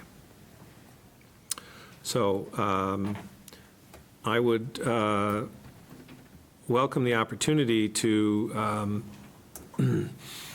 have any conversation. I'm willing to do it for the next year with Jessica as a backup. I'm not going to be able to make every meeting. And Jessica has indicated, Jessica Malloy, our finance director, has indicated a willingness to do that. In particular, I'm focused on it because I really think that, like I said, we have more to lean into in terms of services from GPCOG. Darrell. I guess the question I have, I think Jessica is qualified, but would the manager be more in tune to what the council is doing or other projects? And I don't want to add a workload to the manager, but. Yeah, I think that was part of the reason why we picked Jessica as the backup. It would only be an occasional, but I don't disagree at all with that perspective, but I think we're trying to manage how many different places we asked Sophie to show up. All right, I'll give you that one. You can only be stretched so thin, is that what you're saying? That would be nice. All right, so Chip, could you please read the be it ordered? Sure. Be it ordered that Council Chair Egan be named as representative and Jessica Malloy be named as the alternate representative to the Greater Portland Council of Governments. Second. All right, been moved and seconded. All those in favor? Aye. Any opposed? Thank you for your support for that. Our next item, more on committees here, item number 235-23, to consider action relative to extending the Housing Task Force, which sunsetted at the end of November, to sunset a little bit further out into June 30, 2024. I asked for this to be put on for an additional 6 months, primarily because it took 3 months to get the committee going, to get everybody's schedule lined up and have some start. So we didn't actually get a full year of activity in there. And also because there's so many different things going on with the comp plan and implementation of a number of aspects of our downtown vision plan. We just finished an initial report from a central core working group, which was an idea promoted by the Housing Task Force. And so I'd like to ask for another 6 months. The group is full of really dynamic community members that have a lot of energy and a lot of ideas. And we're, bringing those forward. The challenge is to kind of harness them into a place where we can actually do something with them and adopt them, but the group has got lots of spaghetti on the wall in terms of ideas. So I'd like to ask for just an additional 6 months for that task force to move forward. Can I just ask, is 6 months enough time? Good question. I guess, given the fact that we are moving into the comp plan work and housing seems to be the #1 priority for a lot of folks in the town, it seems like perhaps we need to lean into that a bit more. Yeah, the 6 months was in the context of, we have a lot of committees, and not to try and make every new idea into a permanent council committee. So that was the sort of concise start and end focus of the Housing Task Force, which is technically not a council committee, but was an ad hoc group that we put together. So, I think the group would welcome some more time, but I also think the group could also, bring some more tangible things forward, and we could take a movement to extend it if there's more work after the 30th. We're not going to solve everything in 6 months, that's for sure, but we can get some ideas coming forward.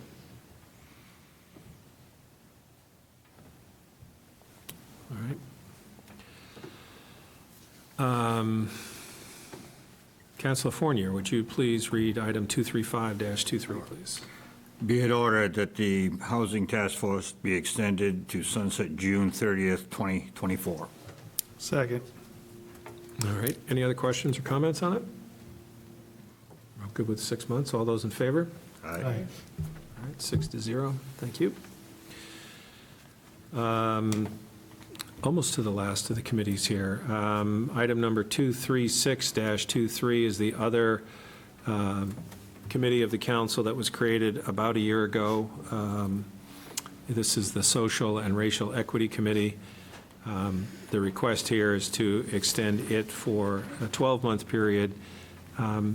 And again, that committee is composed of a small but very active and passionate group of residents who are really focused and concerned about the rise of hate speech and graffiti that's been appearing in our community.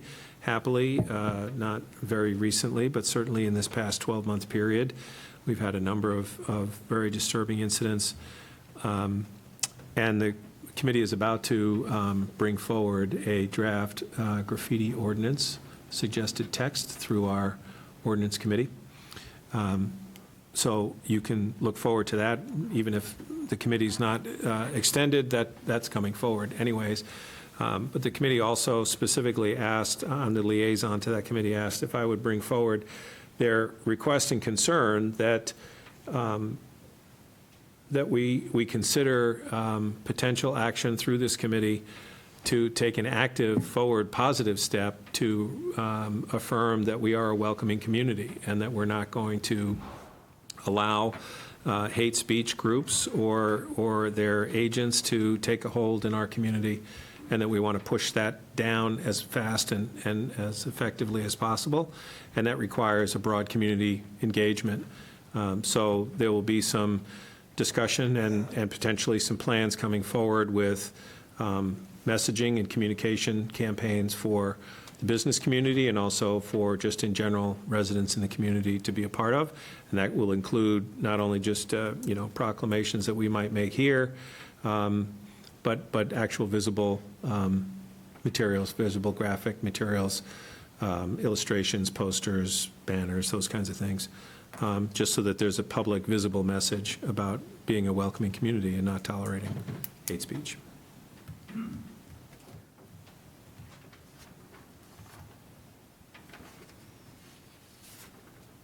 I'll just say I think there's infinite work that can be done in that group, so I will support it existing as long as it can, truly.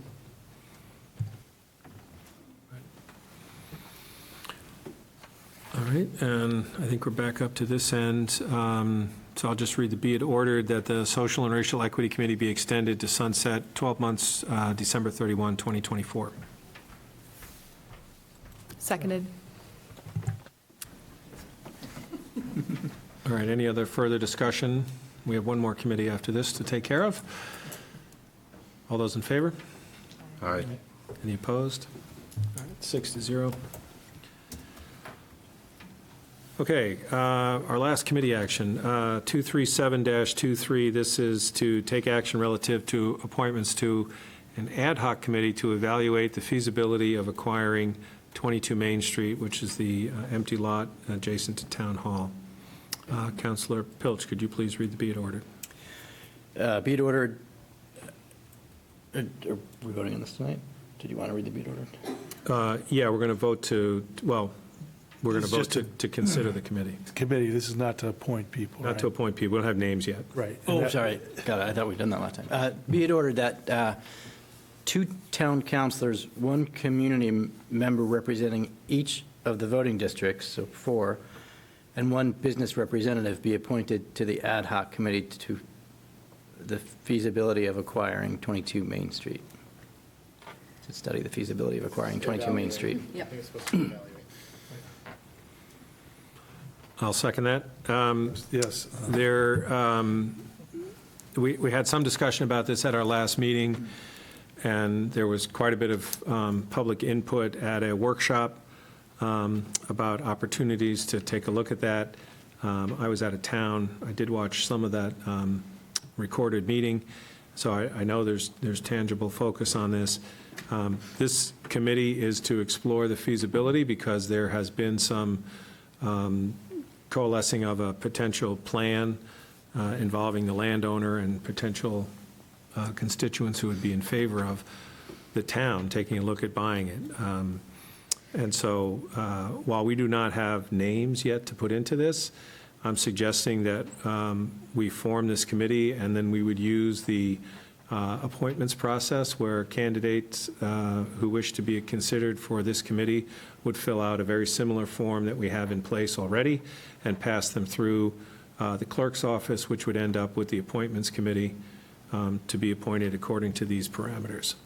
The idea would be that we try and get that done over the next, considering the vacation, holidays, et cetera, the next 3 or 4 weeks, and maybe consider this at our second meeting in January. Chip?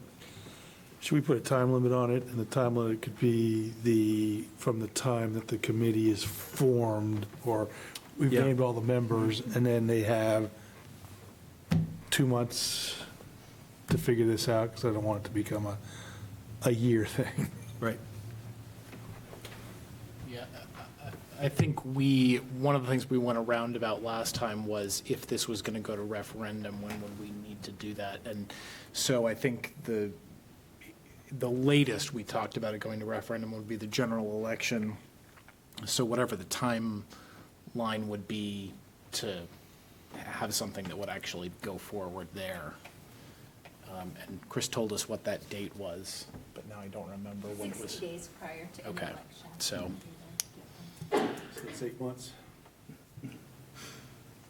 Yeah, we even say through October 1st of the year, whenever it starts. Or September Yeah, 30th. or September 30th, yeah. Mhm.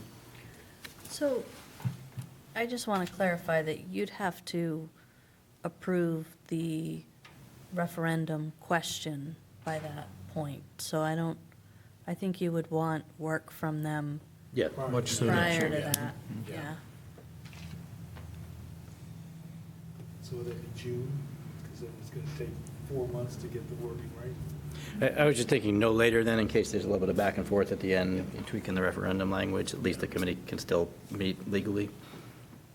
Sure. But yeah, but the work should be, we can ask them to say, work should be, we ask for a report by whatever, June 1st, July 1st, August 1st, May 1st? May 1st.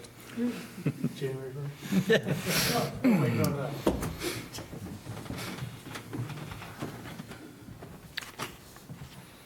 Yeah,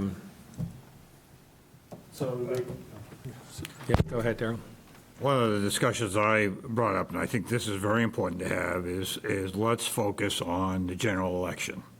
That's when the most people vote, and I think this is a very important item that I personally want to see the most people participate in voting, see if they want this. If, one of the concerns I had, if we do it on a special election or during this school budget evaluate, when we go in to vote for the school budget, we get 360 people, 380 people that approve that, and that doesn't represent the town. I'm not even sure we have made a decision that this is going to be a referendum. Yeah.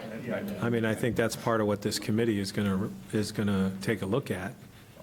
And I wouldn't want the composition of this committee to think that we've taken a vote that there is going to be a referendum issue. I want to make that clear, because we haven't. This is an exploratory based on some of our citizens requesting it. Correct. It's not something that the council has put forward. That's correct. Andy, did you want to make a comment? Yes, please. Andrew Arsenault, Route 1. I'd like to make sure, or at least ask if while this new committee is going through the due diligence, that we have an environmental study on the lot. It's a very old lot. There was a couple old houses there.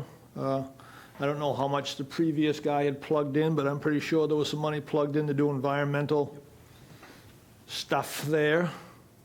And I'd hate to see us buy something that we have to spend $200,000 or $300,000 Absolutely. rehabbing. So if that could be part of the request of the new committee, that'd be great. Thank you. Thanks. Good point. I think that's a classic example of the many things that have to happen while we're exploring feasibility before there's any decision made to even consider a referendum vote to buy. That would be after they decided, yes, we should maybe think about getting this thing, right? Right, some kind of contingency. I mean, Right. One of the things I thought you were going to bring up, Darrell, was the other lot, and whether or not this is within the purview of this committee to even consider.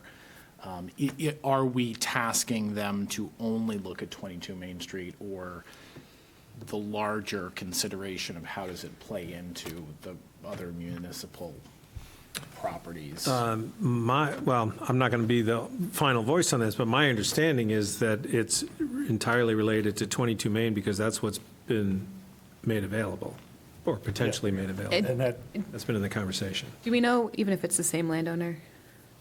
Yeah. I'm pretty sure it's not the same. That feels very landowner. complicated. Complicated, I agree. However, is there an opportunity? Maybe that's a secondary opportunity. We figure out 22 Main and, Well, that's kicking the can, which we know how to do. So, I think if we look at, is this an opportunity? We use the property now. I don't know why they haven't come, because, the guy is very generous. The owners are very generous to let us use that. But, there's talk in the future of a possible, upgrade for the police department, because they are certainly way out of room there and whatever. So I don't know. We look at all this, the revisioning and everything. Could that property be used for? So there were some ideas, affordable house. I don't know. I don't want to overtask this committee, but I also don't want to lose an opportunity that maybe this could fit in very well, that we had this particular block. I guess my point about that is it's true that 22 Main Street is what's being pushed to us because citizens have already been in conversation with that lot owner. I think it's just to say that nobody has been in conversation about the other lot. So my thought would be simply to task this to consider properties that are potentially for sale adjacent to the town hall.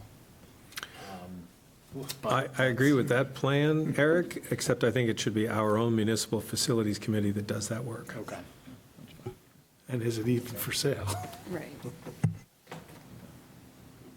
So maybe we can consider that as an action in early January, if we want to sort of lay out, have some ideas. I'd welcome any of those ideas come forward. We can make it a other business item in January, have some conversation about what we'd like the Municipal Facilities Committee to explore, give them 6-8 weeks to go explore some ideas and come back with something. I think that's excellent planning.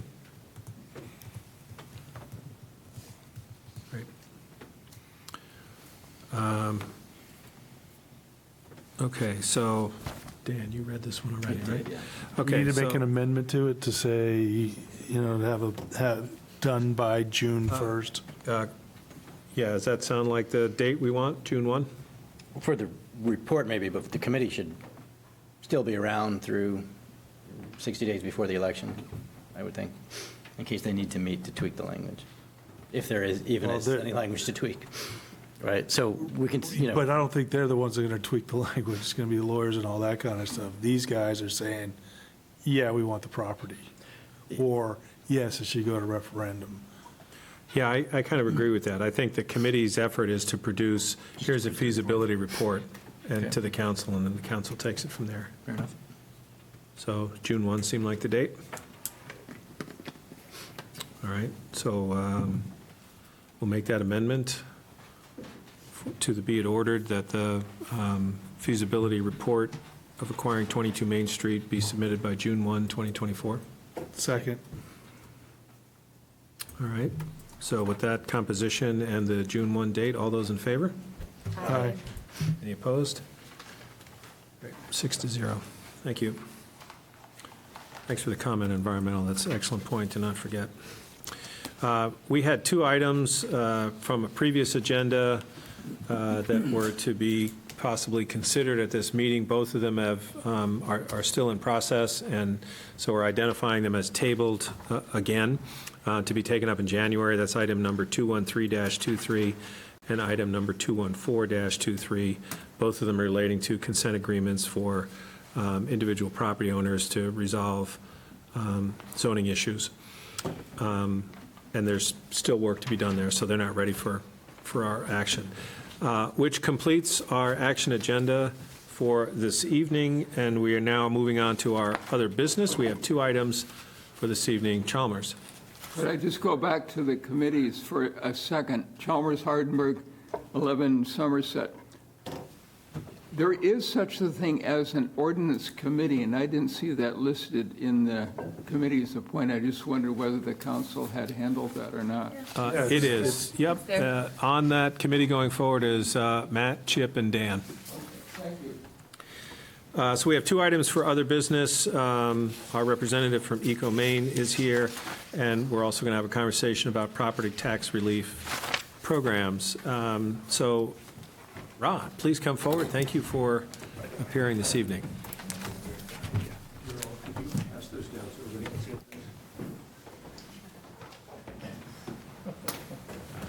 Hi, I'm Rod Regier, 11 South Street. I'd like to elevate the conversation, and we can talk about solid waste right now. About solid waste, a little bit more about Eco Maine.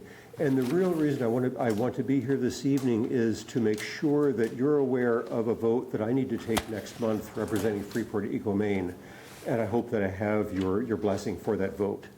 I sent everybody a note a couple weeks ago kind of outlining the solid waste practices here at Freeport, how it's collected, where it goes, the proportion of solid waste versus the recycling. That's really more for the town manager and the town engineer to consider these facts as they formulate recommendations for you and for you to make decisions with regard to your solid waste budget. If you have questions about that particular letter, I'm happy to answer them. I've represented Freeport on the board of Eco Maine since 2005. Eco Maine it's where trash goes. It's an independent body that has independent governance and independence bonding authority. And next month, there will be a vote by the board of directors to bond $35.5 million for some major expansions at Eco Maine's plant. And that will, in part, trickle back to the town of Freeport's budget because that it will show up in the tipping fees that Freeport is assessed by Eco Maine. I can talk to you more about EcoMaine if you'd like, but I'd actually like to introduce to you, if I may, Mr. Chairman, the Kevin Roche, who's the General Manager and CEO of EcoMaine. I've worked with Kevin since 2005, and we've certainly knocked heads many, many times over budget matters. But I can tell you that I trust Kevin. I think he's a fabulous manager down there. In 2005, when I joined the board, the trajectory of EcoMaine, its former incarnation, Regional Waste Systems, it was in a death spiral. Kevin, to me, is a demonstration of, he's a case study in the right person being in the right place at the right time and superseding someone who is really the wrong person. Anyhow, this is Kevin Roche from EcoMaine. And then afterward, whether questions for Kevin or for me, I'm happy to try to answer them. Thanks, Ryan. Okay. Please come forward, Kevin. Thank you, Rod, and thank you to the council for the opportunity. It's not too often that I have a group that's not only willing but interested in talking trash. So thank you very much for that. As Rod pointed out, I serve as the general manager for EcoMaine. I have been on board since 2004. We came on about almost the same time. We have 73 member communities, of which 20 are owner communities, and Freeport is an owner community. They own 3.4, I think just shy of 3.5% of the organization. Rod has served you well. We have had some good battles, but he definitely does his homework and certainly keeps me on my toes.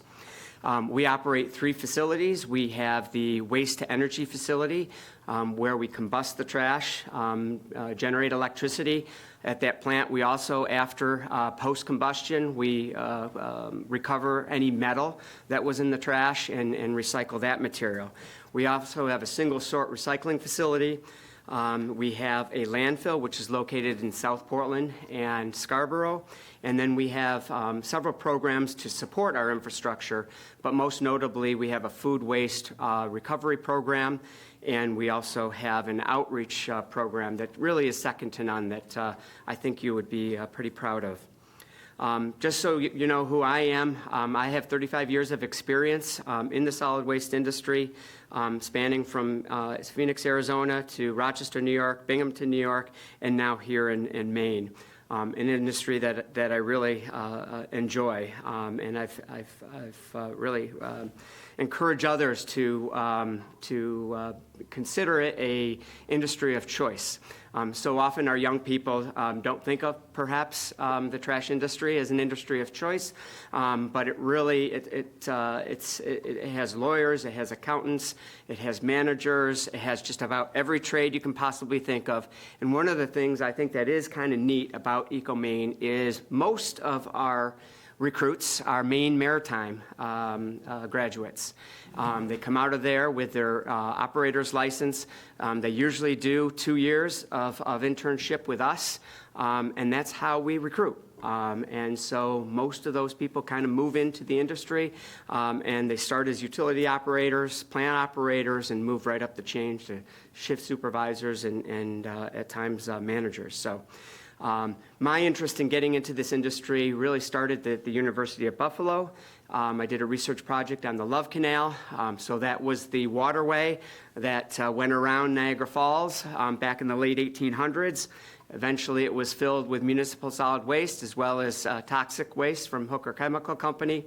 And the reason why I wanted to point that out is that's how landfills became very near and dear to me, and why we really need to be careful about how much waste we're putting into our landfills. So we support the waste hierarchy, which is in state statute. It also is guided by the Environmental Protection Agency, and that is reduce, reuse, recycle, compost and digestion, waste to energy, and then the very bottom rung, if none of those other avenues are available to you, then you should save as much space in your landfills as you possibly can for that material that can't be utilized in one of the higher rungs. So why EcoMaine is important to you? Well, first of all, you own it, so that's got to be very important to you. It provides a regional approach to solid waste management that I think is needed in this industry because scale really matters, and it's difficult for a small municipality or town or county for that matter, to make the kind of investments that are necessary to manage waste effectively. I mentioned that we follow the waste hierarchy. We provide a strategic and deliberate approach to solid waste management. So it's not always following the dollar. We consider the economics of managing solid waste. We also balance that with the environmental perspective when managing solid waste. And it really is governed by our board of directors, 27 people who are dedicated to the industry. They all want to talk trash and do a fine job at really managing our region's municipal solid waste going forward. I think we've done a pretty good job keeping our financial house in order. We worked hard, the board of directors worked hard to pay off our debt. We became debt-free. We didn't have to take on any debt for a long period of time, and we were all very proud of that. But we are at a crossroads.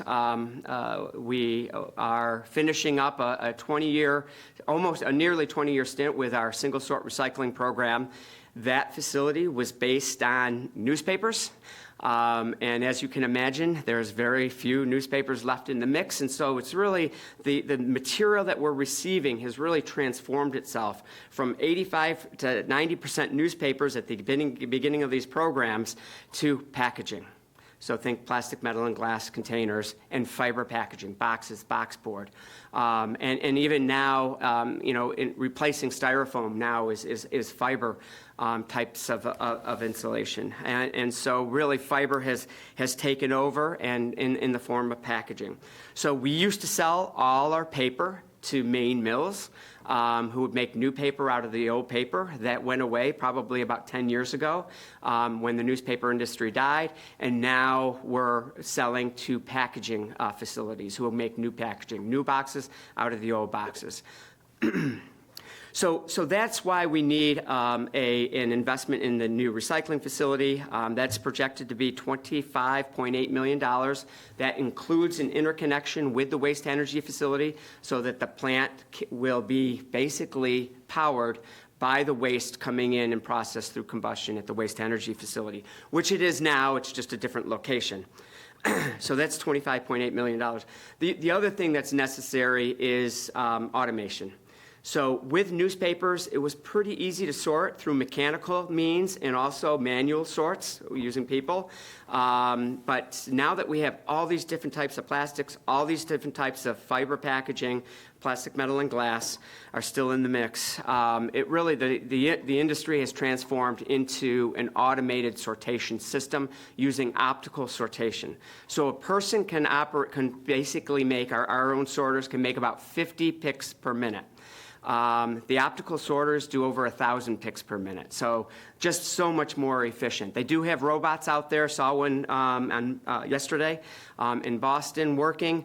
The robots can do some of the sorting, but they're still pretty slow because they still have to pick up over here and dump over here, so they're good for about 60 to 80 picks per minute. So that technology is coming. They do a better job with quality control. So that's our plan for the new MRF. When we built our last MRF, the investment was $5 million. And of course, that was almost 20 years ago. So the investments that you're making now in this automated technology is much greater than it used to be. We also have a landfill expansion. That's about $7.2 million. Landfills are more sophisticated than they used to be. If you can imagine the construction projects, much more expensive than they used to be. Our last landfill expansion was $3 million. Now this expansion, which is about the same size as almost $7.3 million. We have improvements to make at the waste energy facility as well. They amount to about $2.5 million. So the total bond issue that we have brought to the board of directors is $35.5 million.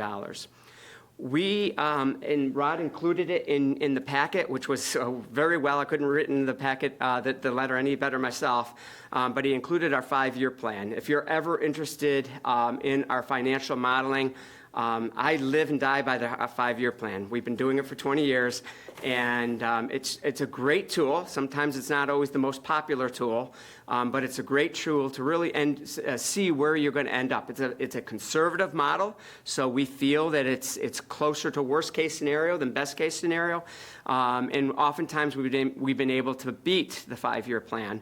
But that has indicated that we need to do two things in order to cover these investments.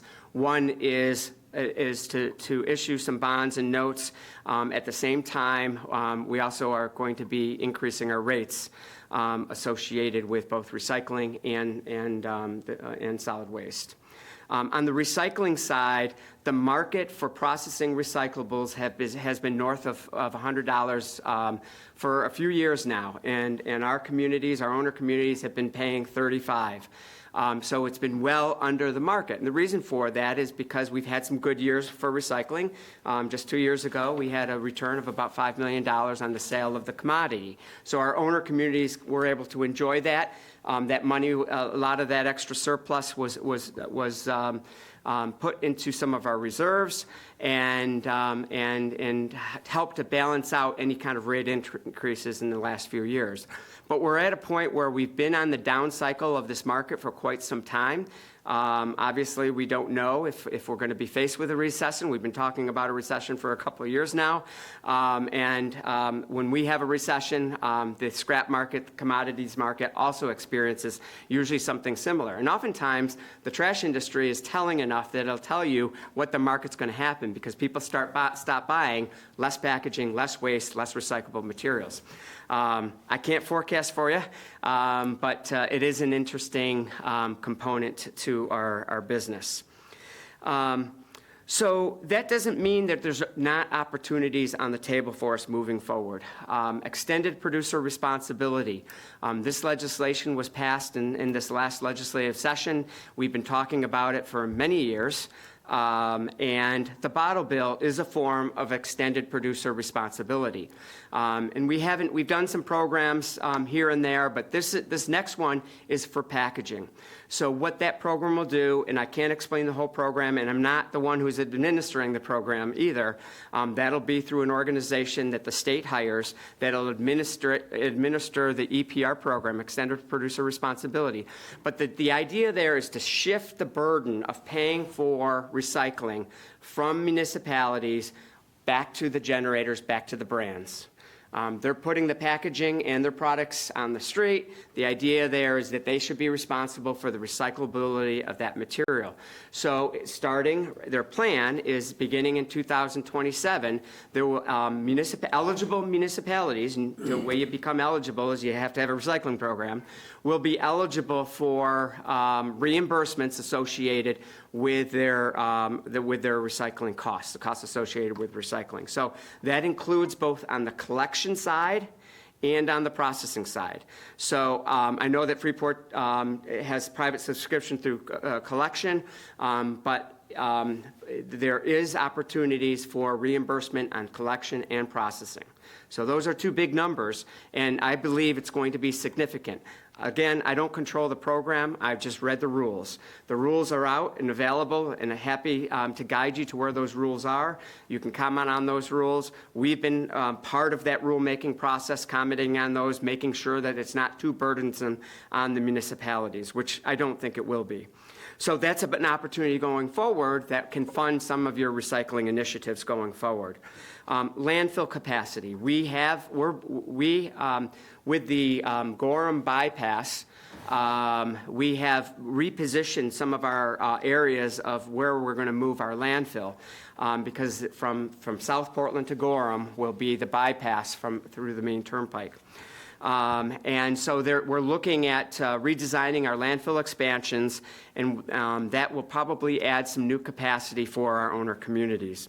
We're looking for a partner at a recycling center. We don't know what that partner looks like, but there may be an opportunity for that. we're looking to repurpose the old recycling facility. So we have a 20 to 40-year lease on the property next door, across the street rather. And so while we build, there won't be any bypass. We don't have to come back to you and say, oh, you can't recycle for 2 years while we build the new plant. So we're going to build the new plant, and then one day, basically, we'll move over to the new plant, and we'll be able to repurpose the old recycling facility. That has value. We haven't decided exactly what that's going to be repurposed into, but we have lots of ideas on the table. We've been working on food waste, as I mentioned earlier. We're recovering about 6,000 tons a year of food waste. That's just the beginning of recovering food waste from the waste stream, but it's a good start. We're looking to add communities. Brunswick came on board just last year. Durham, we're in talks with Durham now. So by increasing our scale, we'll basically be able to spread out the burden of some of these investments. We're talking about processing or partnering with the wastewater sewer districts. With the possibility of finding solutions so that we are not burdened by shipping our biosolids to faraway places. We don't know exactly what that looks like. I had a meeting today with the Portland Water District to just talk about and explore ideas. We have 250 acres in South Portland and Scarborough. There may be an opportunity there to accommodate some of that material. And grants. We were recently awarded a grant from the EPA for $2 million for outreach. The focus of this grant is to address multifamily recycling. Single-family homes have ability to recycle much easier than apartment complexes, apartment buildings. And so the idea there is that a lot of that waste is still going, a lot of those recyclables are still going into the landfill or the waste energy facility, and can we move that material up the hierarchy? I'd just like to close my remarks by saying that I believe the most pressing issue for the industry is really landfill capacity. And we're a little bit more fortunate in Maine than the rest of New England, because the rest of New England is in a crisis mode, particularly the southern New England states. Connecticut is out of landfill space. Massachusetts is nearing being out of landfill space. Rhode Island is nearing being out of landfill space. Millions and millions of tons are now being trucked from southern New England to Ohio. That is not a sustainable model. So what's going to stop that waste from coming north? We already know that the policies in New Hampshire have allowed that state to, more than half of the waste that's landfilled in New Hampshire comes from outside their state borders. More than half of the waste that's landfilled in New Hampshire comes not from New Hampshire, from outside those state borders. We don't want to follow that path. We don't want this pattern of waste coming north. We need our landfills. I'm not an anti-landfill guy at all. We need our landfills, but we need to preserve our landfills for your kids, my kids, future generations going forward.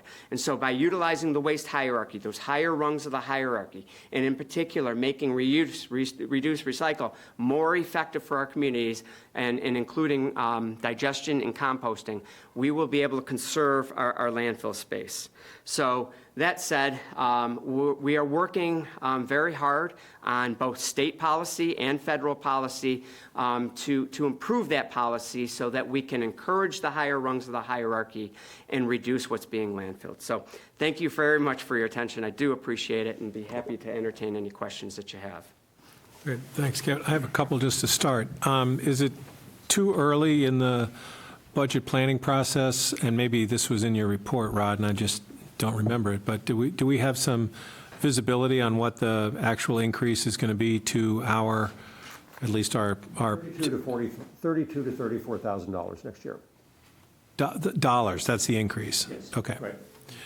That's looking at the last, just extrapolating the last several years, MSW stream or municipal solid waste is pretty stable. Yeah. And looking at the recycling increases that have been approved for both solid waste and for recycling. So it's going to be, this is a 32,000, 34,000 area.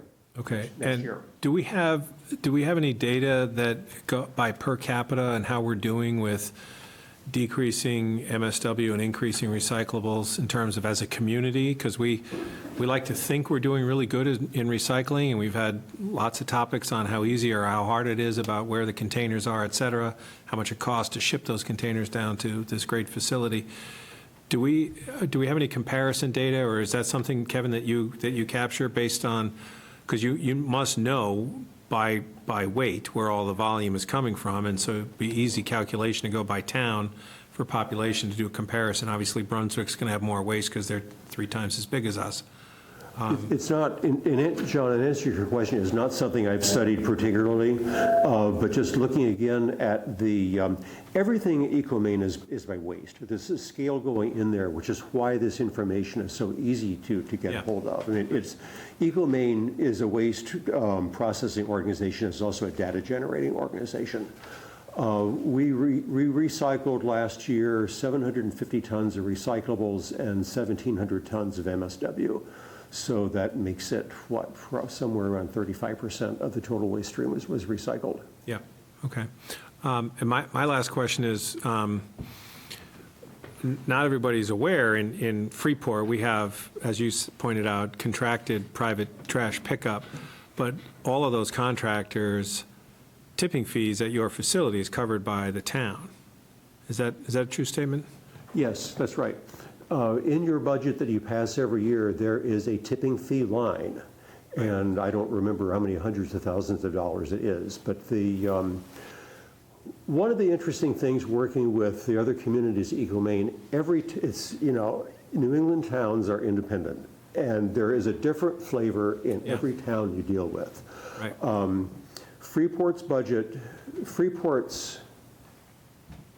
The theory that the town council has worked on is that it is the residents' responsibility to pay the transportation to EcoMaine.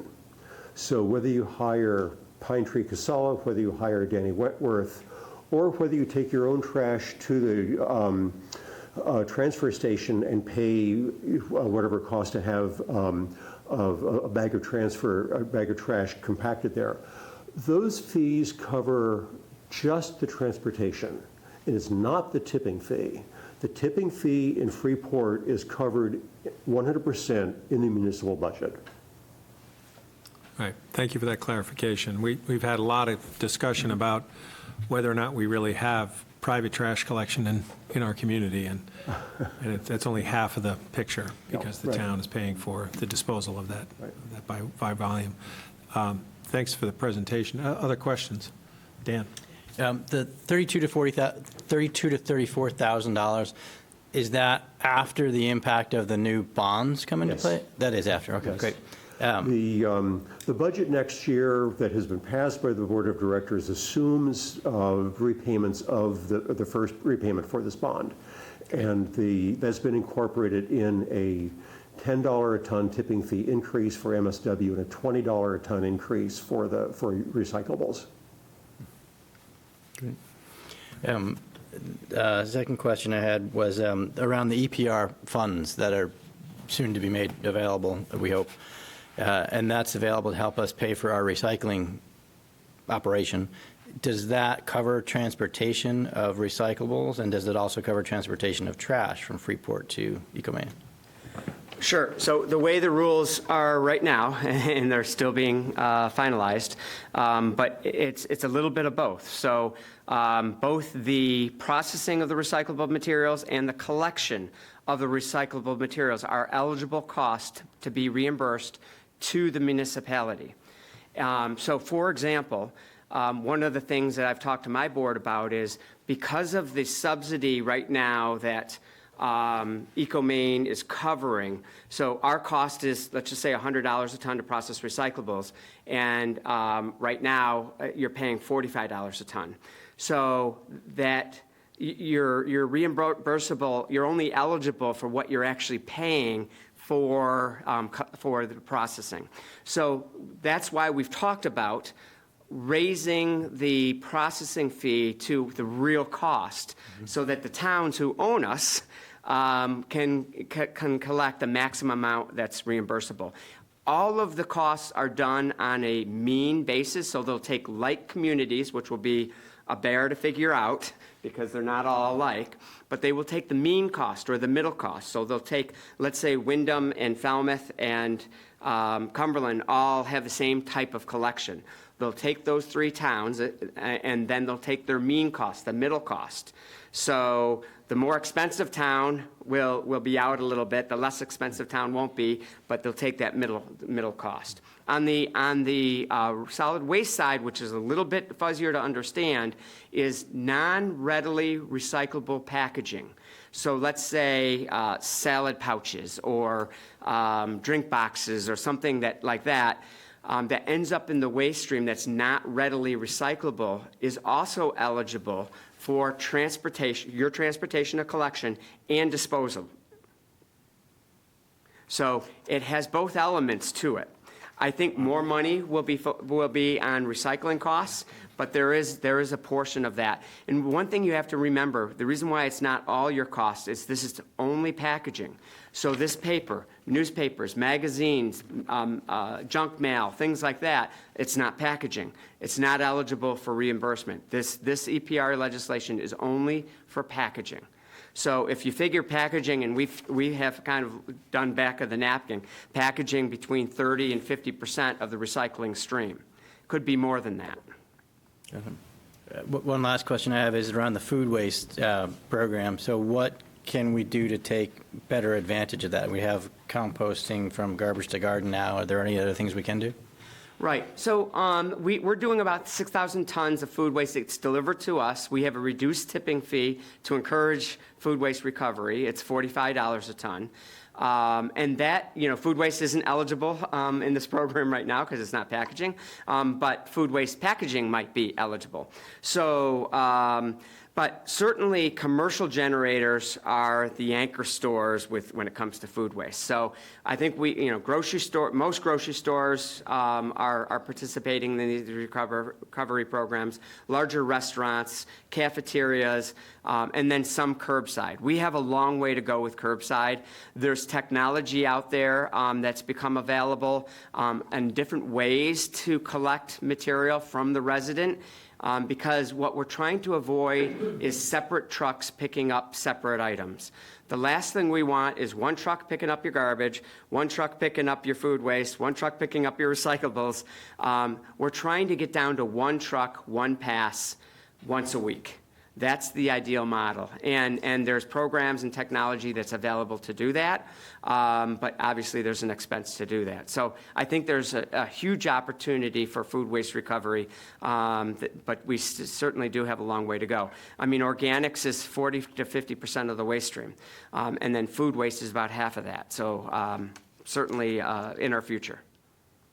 Thanks. Darrell? Question I have is, I know we're saving some money on our tonnage being an owner. What's the benefits of being an owner to the benefits of being a non-owner? Well, I'll start off with recycling. A non-owner, today, a non-owner would be paying $115 to $125 for recycling. You're paying $45.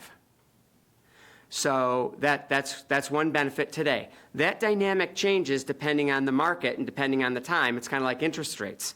I happen to get, I bought a house during the right time, and so I'm enjoying a really competitive interest rate. Wouldn't want to buy a house now. So it does change over time. So every year those rates change and have to be considered. On the solid waste side, you have a steady place to take your waste that's not far away. So certainly on the biosolids, I'm sure you've heard the nightmare with the biosolids when the ban came into place. Shipping your biosolids to Canada obviously isn't sustainable. I mentioned earlier shipping waste to Ohio. You have a local place that will take your waste with minimal transportation. And the benefit of waste energy is we reduce the volume of the waste by 90%. We recover the metal that does end up in the waste stream as well, and we do it in an efficient manner. So I can go on and on with the benefits, but those are some of the benefits. So with the solid waste and the headache, we've got the Freeport Sewer District, and I know Rod has done a great job representing them being a separate part, but yet within the municipalities of Freeport, they would be eligible possibly to participate in the future if something came available? So we're just at this, having discussions and exploring. And the only reason why we're involved is because the sewer districts are looking for a regional answer. They can't, it's expensive to do it themselves. And so they look to EcoMaine and they said, okay, EcoMaine has 73 communities working together, 20 of which are owners. Can we use that modeling on the wastewater side? Because we can't have pyrolysis happening at all these different sewer districts. And they need the scale. So that's why we're having this discussion. The other thing we have is we have a central location. Our facilities are located right at the Jetport exit, and our landfill is in South Portland and Scarborough. We have 240 acres. We don't know yet if there's enough space to put a processing facility for biosolids there. That's yet to be determined. But our board has heard presentations. We're talking about it. And I think it's a win-win to me because our communities are all the same communities. We both have solid waste, we both have recyclable materials, and we all have biosolids. Other questions or comments for Kevin and Rod? I'd like to add something to what I said earlier, just make sure I didn't say something was misleading. And it has to do with the budget when you consider it, the way that it's itemized. What I said is true that residents pay the transportation cost. The tipping fee for solid waste is in your budget. With recyclables, as you know, we simply we drop off recyclables in the Silver Bullet or the compactor over at the transfer station. There's no charge. The transportation charge for the Silver Bullets or the compactor is also part of your budget. And that's probably the second biggest line item after tipping fees in the solid waste budget. So when you're looking at recycling costs overall, you need to make sure that you're including not only the tipping fees charged by EcoMaine, but the transportation costs, which vary a lot depending upon whether it's a Silver Bullet or a compacted device from the transfer station. Yeah, that was part of the data and dynamics that prompted the council to take action a number of years ago to consider a different method of where those containers were Everything you ran located. into a couple years ago is still true except Marcel. Right, because the number of trips we make with that bullet doubled or tripled. Yep. Compared to the weight that's in it. Yep. No, the Silver Bullets average 3/4 ton load, and the compactor averages 2.5 tons. Yeah, we're paying over $100 a load to take it down to EcoMaine. Right. Okay. Great. Thanks very much, Rod. Thank you. Thank you. Kevin, thanks for coming. All right, well, plenty to think about, particularly as we're getting into budget season. Our last item on the agenda is discussion of a property tax relief program. And do we have something from Jessica or something you're going to hand out? I don't have anything to hand out. I have something to talk to you about. Okay, great. Does that? Tara will be right back. Yeah. Are you all right with me starting without him? Or would you like me to wait? Here he is. Go ahead. Go ahead. Go ahead. So, it's my understanding that the town council wants to think about or talk about a property tax relief program. So if people would remember, last year, municipalities worked really hard to get the word out and register people in their communities, seniors in their communities that for a tax stabilization program that the legislature adopted very quickly and without a lot of guidance or rules. Communities did that, and as we were working through the process with the state, they discovered there were significant flaws in the program as they had written and adopted.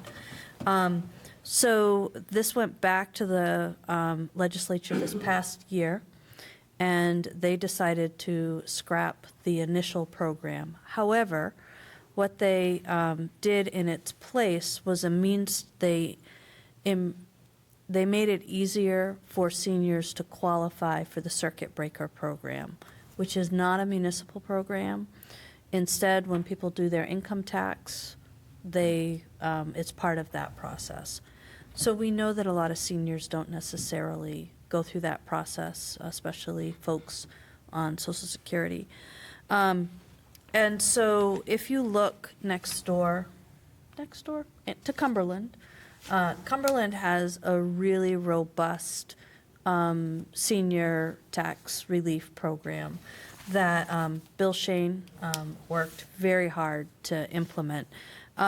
The reason that they can do that is there is a portion of Chapter 907A that allows, in state law, that allows municipalities to adopt an ordinance that could create a tax relief program for seniors. Those seniors, you could put minimum age requirement, but that minimum age cannot be any less than 62 years old. There has to be a provision that the person who would be applying has maintained a homestead in the municipality for a certain number of years. They have to provide benefits to both owners and renters of a homestead. And there's a way to calculate the benefits. So this would be something, if the council wanted to look at it, that probably would go through like ordinance committee, I would assume. And I can give you more information with a little bit more notice, if that works. Is that what you were looking for? What I'm looking for is the people that are really hit hard about this, and so I want to make sure that we come up with a program similar to either Cumberland or Falmouth, or there's a number of communities that have already gone this route and have a program going. So I think we owe it to our citizens and our elderly taxpayers here to have a program that's adopted by the town that doesn't rely on state or federal government, because we've seen what that does for us. So I would like to make sure, number one, if we can have an agreement to investigate that, and maybe it's the ordinance committee or maybe it's another committee that works. I think the advantage we have now, we have a lot more information than we've ever had, because we have had the state program that's implemented, and we had to do all the data collection for that. So that's going to be very helpful for us. If I was king, I would like to see this implemented before the taxes go out this spring. I don't know if that's possible or not, but that's something to look at. So I'm very passionate. I've had a number of people that come to me afterwards and say, we need help. And I always bring up the example of my aunt, who's that's been in the family for 6 generations. She's a widowed on Flying Point that pays almost $17,000 a year in taxes. She needs some help. And and they said, okay, she can sell the property. Yeah, she could sell the property, but she's not going to, because that's property's been in the family. And so I need a little bit of help we can put out there, like those people. We need to do that. So I hope this takes precedence and rise to the top. As I said, if we could get this done prior to the next tax session, that would be awesome. But if not, at least this year. Sophie, do we, I forgot that we have all that data from, what was it, the 1 year that that program was in place? So we at least have a good sense of the universe of who might apply for such a thing. Have we done any analysis to see if we were to similarly, I guess we don't have any means test on those property owners, do we? Oh, my battery's running low. We do not have means testing. Yeah. However, we do have, we can get median household income for people over certain age points, which would give us at least a little bit of a sense. Yeah. I did a similar analysis for the previous town I worked for. I'd be happy to bring that back with some effort from Min, just to be aware this would have a budgetary impact. So it Sure. would be important. No doubt. As you put the budget together, it would be important to kind of have the parameters, so you would have an idea, so sooner rather than later would be better also for the Yeah. budget. And am I wrong in thinking that if we took the data that we collected or participated in with the state program, that's about as big as the box would be, and that if we were to do means testing or some sort of, cutoff bracket, it would be a smaller box than that, and then we'd be able to do some, okay. That's very helpful to me. I'm extremely interested in seeing if we can find that, and then we can sort of dial in what we think our budget might be able to tolerate. Yeah. So and maybe get some data from Cumberland and Falmouth and other towns, that have done something similar. Daryl? Exactly, and I think you have enough knowledge, Sophie, that maybe we could look at those towns, apply our figures to it. See what it is. See what it is, and it may be a very easy adoption that can be implemented. Thank you so much, because I think it is very important. Would it make sense for me to simply bring that information back in January, and then you can decide what to do with it as a discussion item? Yeah, I think maybe one comb over, you got an idea of where the council is, so maybe you do one set of analysis on it, but not finalize, here's what the budget impact is. Yep. Let us kind of noodle around on that a Yeah, little yeah. bit. But yeah, I agree. I think, we could get that decided in the month of January so we can get it into Jessica's budget machine. Okay. Right? Easy. All right. Other comments or questions? If not. You make a motion to adjourn? Did we have a second? Yeah. Okay. All those in favor? Aye. Right. All right. We are adjourned. 35, pretty close. Thank you very much. Christine did a good job with that math. Sorry, John, it's going to take me some adjustments So- to the idea that the chair just